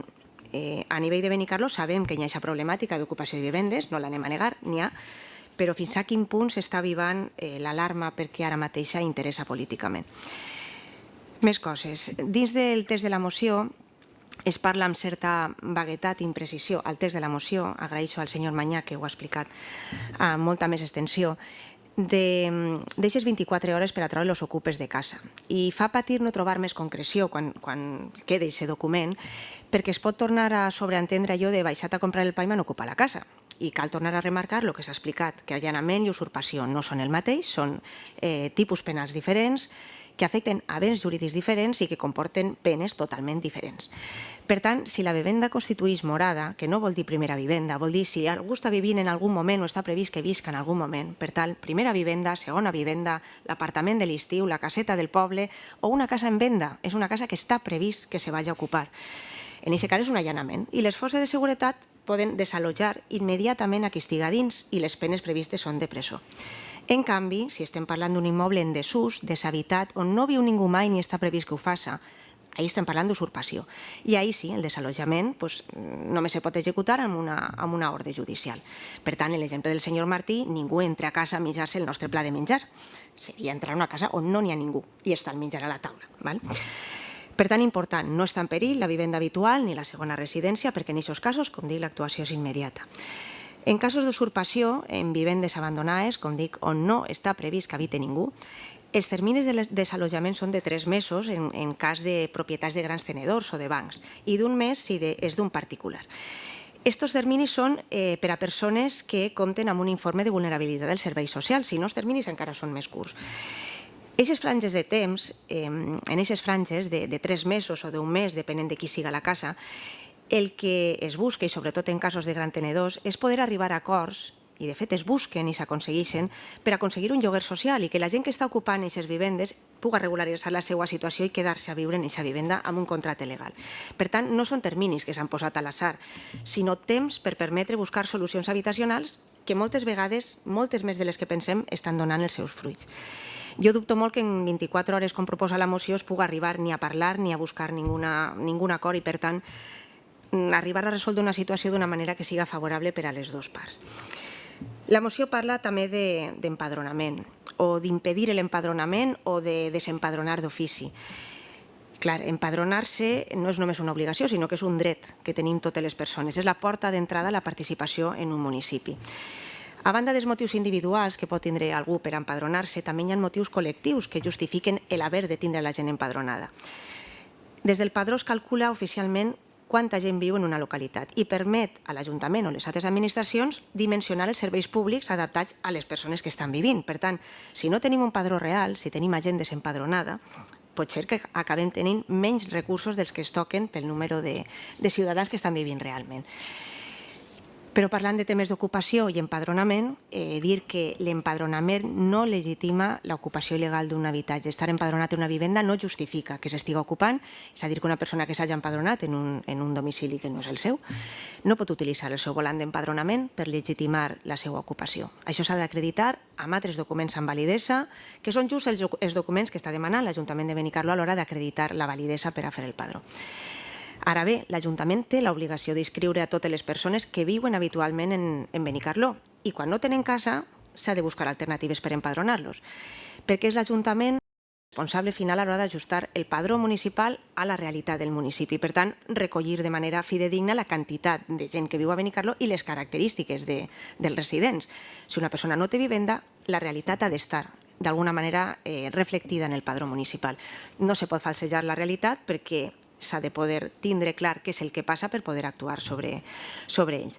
I si aquest apartat té alguna relació amb aquell bulo que va circular fa uns mesos sobre que el padró donava per si mateixa activació d'ajudes, doncs no. El padró municipal per si mateixa no concedeix cap dret ni d'ajuda, ni de residència, ni de treball. Però sí que és un requisit indispensable perquè aquests drets puguen començar a ser tramitats i a la llarga concedits. Per tant, un empadronament és el primer pas per començar a reduir els factors que provoquen la vulnerabilitat, perquè s'ha parlat moltíssim de vulnerabilitat en els discursos.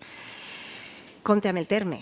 Vulnerabilitat té moltes cares i no són només els motius econòmics o motiu de vivienda. Una discapacitat, una malaltia mental, una addicció, un prejudici que puga tindre la societat d'acollida cap a un col·lectiu que no li permet llogar una casa en les mateixes condicions que una altra família. Tot això està generant una vulnerabilitat social. Una insolvència és una vulnerabilitat social, per exemple. Sinó que compte amb les etiquetes perquè moltes vegades van molt més enllà les coses del que es veu a simple vista. Per tant, el problema no està tant en l'ocupació dels habitatges com en trobar els motius que ho provoquen. El preu del mercat, la impossibilitat de pagar aquests preus, la falta de vivenda o famílies al carrer, per exemple. Si no s'ofereixen alternatives residencials, la gent es queda sense casa i el fenomen de l'ocupació, evidentment, continuarà ocorrent, canviem les lleis que canviem. N'hi ha persones, famílies, que efectivament ocupen vivendes deshabitades perquè no tenen on viure. I si les màfies poden perdurar, és precisament perquè hi ha gent desesperada que no troba una altra alternativa i aquesta és realment l'emergència que tenim ara mateix. Una situació límit a la que les administracions no estan actuant o donant les solucions com cal. L'administració pública, com s'ha comentat, té la responsabilitat d'oferir solucions residencials. Si es donen alternatives, possiblement l'ocupació acaba sent un tema residual. Clar, si demanem canviar les lleis per traure la gent de les cases, però obviem el perquè de l'ocupació, doncs estarem cometent una errada important. A la moció, per molt que es parli de vulnerabilitat, no n'hi ha ni una sola alternativa o solució per a l'origen de la problemàtica, per a aquesta vulnerabilitat o exclusió social, ni una. Per tant, no podem estar d'acord en una proposta que només afecta a com s'han de fer els desaucis, però no mira per les persones que seran desauciades, què fem en elles. Compromís, per si acas algú sobreentén en les meves paraules, no està en contra de la propietat privada, defensem la seva protecció, sobretot perquè ho garanteix la llei, com s'ha dit, però de la mateixa manera la llei garanteix el dret a un habitatge digne. Per tant, la nostra proposta és que seguim treballant en aquest diagnòstic de l'habitatge a Benicarló que s'està fent per part de l'Ajuntament per saber de què xifres estem parlant quan parlem de vivendes ocupades, de quantes vivendes buides n'hi ha a Benicarló, de qui són aquestes vivendes, de quanta gent no pot mantenir la seva vivenda, de quanta gent no pot pagar el lloguer, quanta gent no troba casa o quanta gent no té casa directament. Si no sabem el que passa a Benicarló, difícilment encertarem a donar una resposta a una situació que només és la punta de l'iceberg, que és l'ocupació. Per tant, demanar canviar lleis sense saber què és el que passa a casa nostra primer ens pareix una mica voler córrer massa i, com diu el refrany, qui vol córrer massa es queda pel camí. Per tant, nosaltres no volem quedar-nos pel camí i volem que es treballi per una estratègia conjunta i efectiva i que cobrisca els drets de totes les persones. Gràcies. Gràcies, senyora Escudero. Senyor Flors, té vostè la paraula. Moltes gràcies, senyora presidenta. Bé, després d'una moció com esta, quan parla l'últim, possiblement moltes de les coses que va dir ja s'ha dit. En part, ja també m'alegro saber, després d'haver sentit la senyora Escudero, que encara coincidim en moltes coses, perquè últimament pareixia que discrepàvem massa. Per tant, després d'aquesta afirmació que acabo de fer, queda clar que el Partit Socialista votarà en contra d'aquesta moció per 3 raons. La primera, perquè, com ja s'ha dit, no són competències municipals. Això és un tema que sí que pot afectar d'alguna manera i, com li ha dit la senyora Escudero, estadístiques americanes ho afecten molt menys del que es pot arribar a pensar. I aquestes són coses que són els ministeris de Justícia, de Política Territorial o el d'Hisenda el que ha de proposar o el que ha de debatre amb el grup parlamentari que estigui a l'oposició si entén que s'ha de debatre. Però bueno, si volem jugar a parlamentaris, doncs juguem. No? També s'ha dit que aquest tema està sent la dreta d'aquest país que està situant en un àmbit mediàtic, donant-li una transcendència d'alarma social i de temor i inseguretat que no es correspon amb les dades ni amb la realitat. Jo després li donaré dades a nivell, la senyora Escudero les ha donat a nivell local i jo les donaré a nivell estatal. I també perquè les mesures proposades en la moció no són la solució al problema. Per aquestes raons les votarem en contra. Sí que voldria contextualitzar un poc. Ja ho han explicat molt bé, les dues diferències que tenim en el que és l'ocupació, l'allanament de morada i la usurpació. No sé si ho ha deixat... Vull pensar que ha sigut un despiste, però la senyora Escudero va deixar també molt clar que la segona residència també es considera morada. I això és un tema que a mi em dona la sensació que hi ha interessos per tractar de crear aquest aport, ja no només els partits polítics, hi ha altres interessos econòmics, en empreses, és que aquella segona residència, aquell segon apartament que puc tindre la gent d'interior que a vegades tenen la costa, si me l'ocupen, què? Pues si te l'ocupen, si és la segona residència i ho demostres, en 24-48 hores estàs desallotjat. És a dir, la propietat la tens protegida. El problema ve, com sí que s'ha dit, en la usurpació. En la usurpació sí que ja pot costar més buidar-lo. Com a dades, voldria donar, publica l'INE, anirem primer les dades de l'allanament de morada. L'any 2013 van haver 315 sentències. L'any 2014, 339, en tot el país. L'any 2015, 318, l'any 2016, 357, l'any 2017, 327, l'any 2018, 285, l'any 2019, 238 i l'any 2020, 185. En tot el país. Quantes viviendes tenim en tot el país? I en aquest cas de delicte d'allanament de morada no només és si m'ocupen, es considera delicte d'allanament de morada si m'entren a robar i se'n van. I aquestes són les sentències que tenim al país. En quant a usurpació, també me remuntaré al 2013, tenim 1.669 casos, el 2014 2.400, el 2015 3.278, el 2016 6.000 casos, el 2017 6.700, així sí que veiem una tendència que puja molt.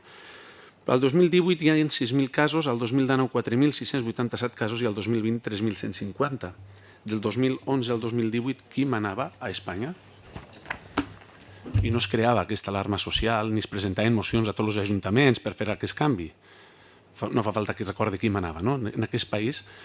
Per tant, sembla curiós que ara, a 8 mesos d'eleccions municipals i autonòmiques, se presenta en tots els ajuntaments aquesta situació. No existeix aquest problema social, sobretot en el tema, insistixo, de l'allanament de morada. Anem a parlar ara de lo que és la usurpació. Així sí que ens trobem que podem tindre, que hem de diferenciar dos casos. Un, quan tot aquest tema que s'ha parlat de la vulnerabilitat, de les famílies que per les necessitats, per les diferents situacions que molt bé ha exposat la senyora Escudero, poden arribar a aquesta situació, i per l'altra banda, els grups organitzats, és a dir, les màfies. I ahir sí que és on hi ha que, i estem d'acord que hi ha que lluitar molt, perquè és el que verdaderament està fent mal en aquest sentit. Però el tema de les màfies, també, si de l'any 2011 i l'any 2018 a nivell país es van perdre 12.000 efectius de la policia i de la Guàrdia Civil, doncs és difícil poder lluitar contra les màfies si perdem forces dels cossos de l'Estat. Això també és per a tindre en compte, no? Mesures que s'han anat fent. El principal problema que ens trobem en la usurpació ja no és tant en la llei, perquè la propietat privada sí que està protegida en aquest país, molt més del que es vol fer creure. El problema són els plaços judicials, que s'eternitzen a vegades, i és ahí on tenim el problema. Per tant, la Fiscalia General va treure no fa molt una instrucció per tal d'unificar criteris i actuar amb la major urgència possible, sobretot en els casos d'ocupació per allanament de morada. També la Secretaria d'Estat de Seguretat ha elaborat una instrucció per deixar clar quan és allanament o quan no es pugui actuar el més ràpid possible i en el cas d'usurpació tractar d'agilitzar aquests plaços judicials.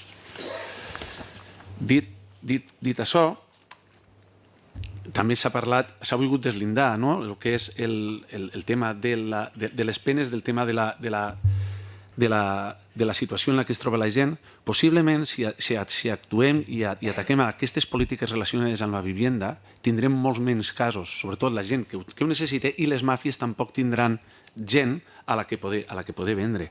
I com molt bé s'ha dit, és l'administració pública qui té l'obligació, no? L'actual govern d'Espanya, sobretot durant la pandèmia i en aquests temps, ha suspès els desaucis, ha ampliat la limitació de l'increment de les rentes de les actualitzacions anuals per tindre en compte que l'IPC no es pugui aplicar i que no vulneri la capacitat adquisitiva de la gent que està de lloguer. També ha tret ajudes per a l'alquiler a través del Plan Estatal de Vivenda del 2022 al 2025 i, a més d'aquestes medides urgents, està el Pla de Vivendes per a alquiler, però sobretot el projecte de llei per al dret de la vivenda, que està ara mateix en tramitació parlamentària, també amb un govern progressista. Per tot això, com li estava dient, el Partit Socialista votarem en contra perquè, insistixo, no existís tal greu problema social. Sí que tenim un problema, però no és tan greu com se'ns vol fer creure, perquè s'estan habilitant ja protocols d'actuació per tal d'agilitzar, sobretot a la Fiscalia i els cossos de seguretat de l'Estat, el que puguen desallotjar més ràpid les vivendes, perquè, com li dia, la vivenda sí que està protegida i qualsevol reforma legal que vagi en la direcció de llevar als jutges competències per determinar un desallotjament immediat implica rebaixar garanties processals i podria ser constitutiu de falta de constitucionalitat. Això també hauria que mirar-ho bé. I com estava dient, el que ha de fer és atacar i anar per les necessitats d'una política pública de vivenda que garantisca l'accés a la vivenda digna a tots els col·lectius. Moltes gràcies. Bé, doncs una vegada debatuda la moció, passem a votació. Vots a favor de la moció? Vots en contra? Bé, doncs no s'aprova la moció. No m'havia donat compte, però igual que la senyora Escudero antes. No li tindrem en compte el seu vot, senyor Flos. Bé, doncs, decau la moció perquè hi ha 8 vots a favor del Partit Popular i de Ciudadanos i 12 vots en contra del grup socialista i de Compromís. Passem al punt 7G de l'ordre del dia. És la dació de compte de la renúncia al càrrec de regidor presentada per Román Sánchez Mateu, expedient 107-93-61N. Encara que siga una dació de compte que, segons marca la llei electoral, s'ha de donar al següent ple, sí que el secretari llegirà la proposta d'acord perquè s'ha de remitir a la Junta Electoral Central l'acord que ha pres el ple i que ha redactat Secretaria de l'Ajuntament. La propuesta es la siguiente. Primero, tomar conocimiento de la renuncia al cargo de concejal del Ayuntamiento de Benicarló presentada por don Román Sánchez Mateu, perteneciente al Grupo Municipal Socialista. Segundo, remitir certificación de presente acuerdo a la Junta Electoral Central junto con la copia de los escritos de renuncia presentados por don Román Sánchez Mateu y por doña Alicia Fuster Camós, respectivamente, solicitando a la Junta Electoral Central que remita a esta corporación local la credencial de don Raúl García Grau para que éste pueda, en sustitución de la vacante producida, tomar posesión del cargo de concejal del Ayuntamiento de Benicarló. Bé, doncs este és l'acord que remitirem a la Junta Electoral Central per a que ens envien les credencials del nou regidor i segurament en el següent ple prendrà possessió. Passem al punt 17è, que és la dació de compte de l'estat d'execució del pressupost segon trimestre del 2022, expedient 107-88-63X, han tingut compte en aquest estat d'execució del pressupost municipal. El punt 18è és la dació de compte de la relació de resums dels decrets i resolucions de l'alcaldia i tinences d'alcaldia delegades des del número 2801 de 12 d'agost de 2022 al número 3135 de 22 de setembre de 2022. També han tingut accés a la relació de decrets. El punt 19è és els punts d'urgència i mocions no incloses a l'ordre del dia, que en aquest cas no hi ha cap, ni moció ni punt d'urgència. I el punt 20è i últim són pregs i preguntes. Tenen algun prec o alguna pregunta? No? Senyor Martí? Digui, senyor Martí. Gràcies. Jo tinc un prec que em va fer arribar un veí i que el faré en castellano per dos motius. Una, perquè l'altre dia un amic veí nostre que és castellano parlant me va dir: «Oye, Benjamín, ¿por qué os obligan a hablar en valenciano en los plenos?». Entonces li vaig tenir que explicar que no mos obligaven, que parlàvem com volíem i inclús que Arenys alguna vegada ho ha fet en castellà perquè se sentia més còmode, no? Em va sorprendre, no? Però el faré en castellà perquè qui me'l va fer fa 2 mesos, que el vaig passar jo aquí a vostès, jo vaig fer la pregunta en valencià i a ell li va passar per malla, no es va enterar gens. I després me va... Oye, es que claro, i això que porta aquí molts anys. Entonces el faré en castellano. La pregunta es... Hace 2 plenos les trasladé una pregunta que me hizo un vecino de la partida Riu. La pregunta era si pensaban limpiar los caminos del término que estaban llenos de hierba, como nunca antes habían estado, más teniendo en cuenta que todos estos caminos y fincas colindantes eran un polvorín que podía arder con facilidad, aparte de molestar a los viandantes. Su contestación fue que habían puesto un operario de la brigada a limpiar los caminos, dando este tema por zanjado y suponiendo que con esto estaba el problema resuelto. Hace un par de semanas ocurrió lo que mi vecino había anunciado: una finca de detrás del colegio CEIP de Eduardo Martínez Ródenas ardía. Ello supuso, además de un susto para todos nosotros y la población, la utilización de un helicóptero de extinción de incendios para apagar el fuego, que supongo que sabrán que tiene un coste aproximado de 6.000 euros por hora de utilización. La fiesta nos costó 12.000 euros a las administraciones públicas. Teniendo en cuenta que Benicarló tiene más de 60 kilómetros de caminos asfaltados y que estos tienen 2 aceras, podemos calcular que el operario de la brigada, yendo muy rápido, puede tardar hasta 3 años en dar la vuelta a todos los caminos del término municipal. La hierba, además, crece sin parar. Luego, tendría que tener superpoderes para controlar esta situación, ¿no? Por lo tanto, les vuelvo a hacer la pregunta que me hizo mi buen amigo vecino. ¿Piensan tomarse en serio la limpieza de los caminos teniendo en cuenta el coste y el peligro que genera su dejadez? ¿Piensan tomarse en serio la limpieza de los caminos o ya los limpiaremos en las próximas elecciones cuando ya no podamos ni transitar por ellos? Esta era la pregunta. Gràcies. Gràcies, senyor Martí. Senyor Cornellès. Moltes gràcies. Tindré que buscar-me un amic perquè me formuli les preguntes perquè me facilitaria. Són bones, eh? Bueno, jo també ho diré en castellà perquè també... Bueno, tenia preparat en castellà. La pregunta, una part és en castellà i l'altra és en valencià. També podem parlar en anglès. El Ayuntamiento ha aprobado en pleno ordinario el nuevo pliego de condiciones para licitar el servicio de la zona azul por un periodo de 4 años, sin posibilidad de prórroga. Hay que señalar que se han incorporado varias mejoras para garantizar una prestación de calidad a los vecinos y comerciantes. El nuevo contrato mantendrá las tarifas que se hasta ahora y se incorporará mejoras como las puestas en marcha de una aplicación para teléfonos móviles que permitirá acumular minutos de aparcamientos. No, no és Benicarló. Això és el poble del costat, que es diu Vinaròs, que ja tenia un problema de menys temps que nosaltres, és a dir, que no està en precari tants anys i que ha solucionat en una rapidesa immediata. Jo crec que la pregunta, senyora Miralles, sabrà quina és. En quin moment està la licitació de la zona blava? I ara el prec.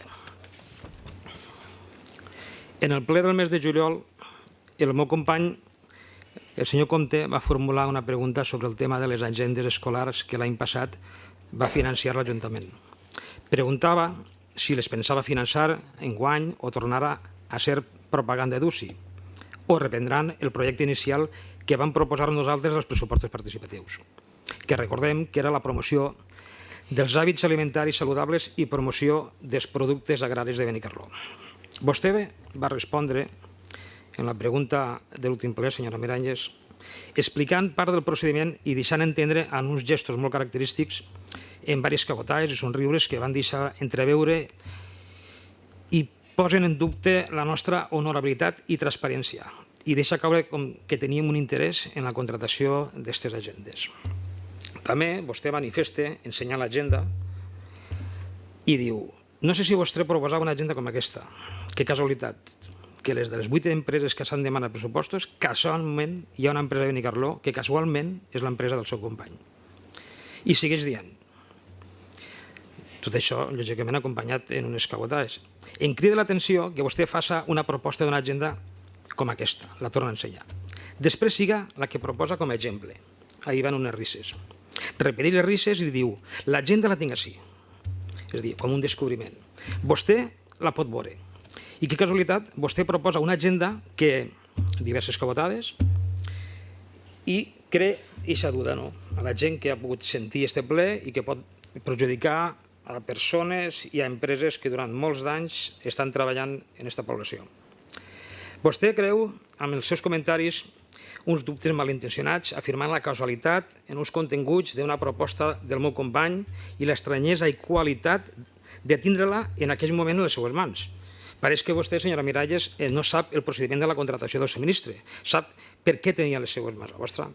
Perquè en el seu departament, que vostè presideix, va demanar una mostra per retindre físicament, que era un dels requisits, però no mai una mostra del disseny de DUSI, mai. Això era un exemple d'un format A5, paper 200 gramos, tapa 300 gramos, característiques concretes. Aquest requisit vostè el va demanar. El van demanar pel seu correu, que vostè tindria que saber. Li demano, per favor, que aclarisca o rectifique en la seva manifestació. Moltes gràcies. Senyor Comte. Moltes gràcies, senyora Miralles.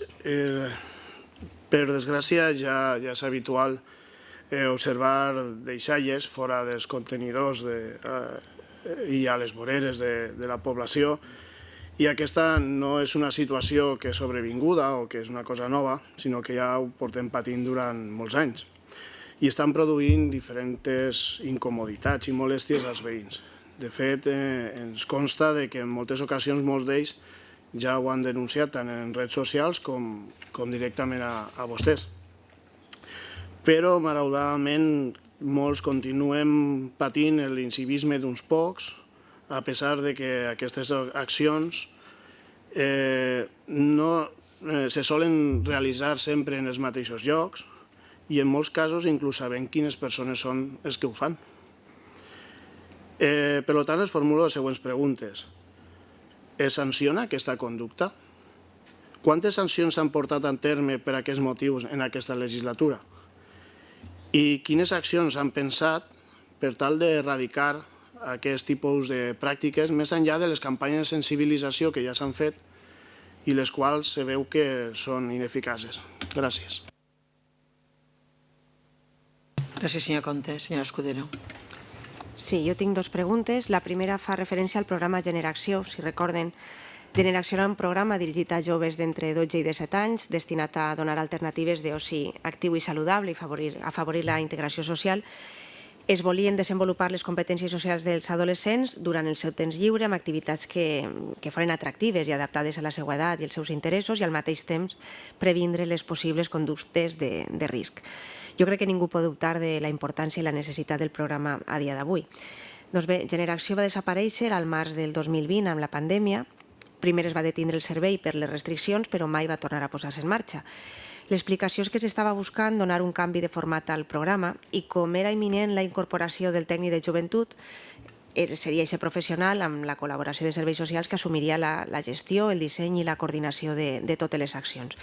En vista l'última modificació de llocs de treball de l'Ajuntament, que no està prevista la incorporació de cap tècnic de joventut, per tant la pregunta és què passa amb Generació davant d'esta situació i si està previst recuperar el programa.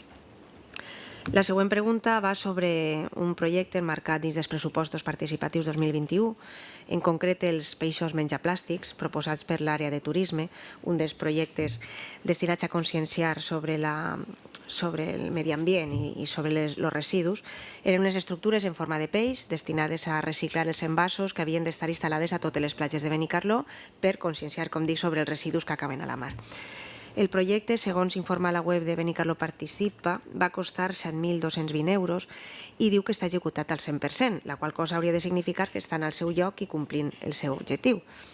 Però no és així. Des de fa uns mesos els peixos estan guardats dins dels magatzems municipals i la pregunta, per tant, és què ha passat amb el projecte dels peixos menjaplàstics i si està previst tornar-los a instal·lar.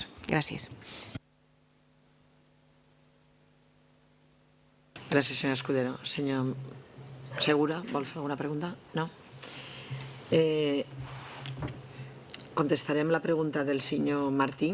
Jo mateix, jo crec que és el senyor Martí que confundeix els camins en els solars.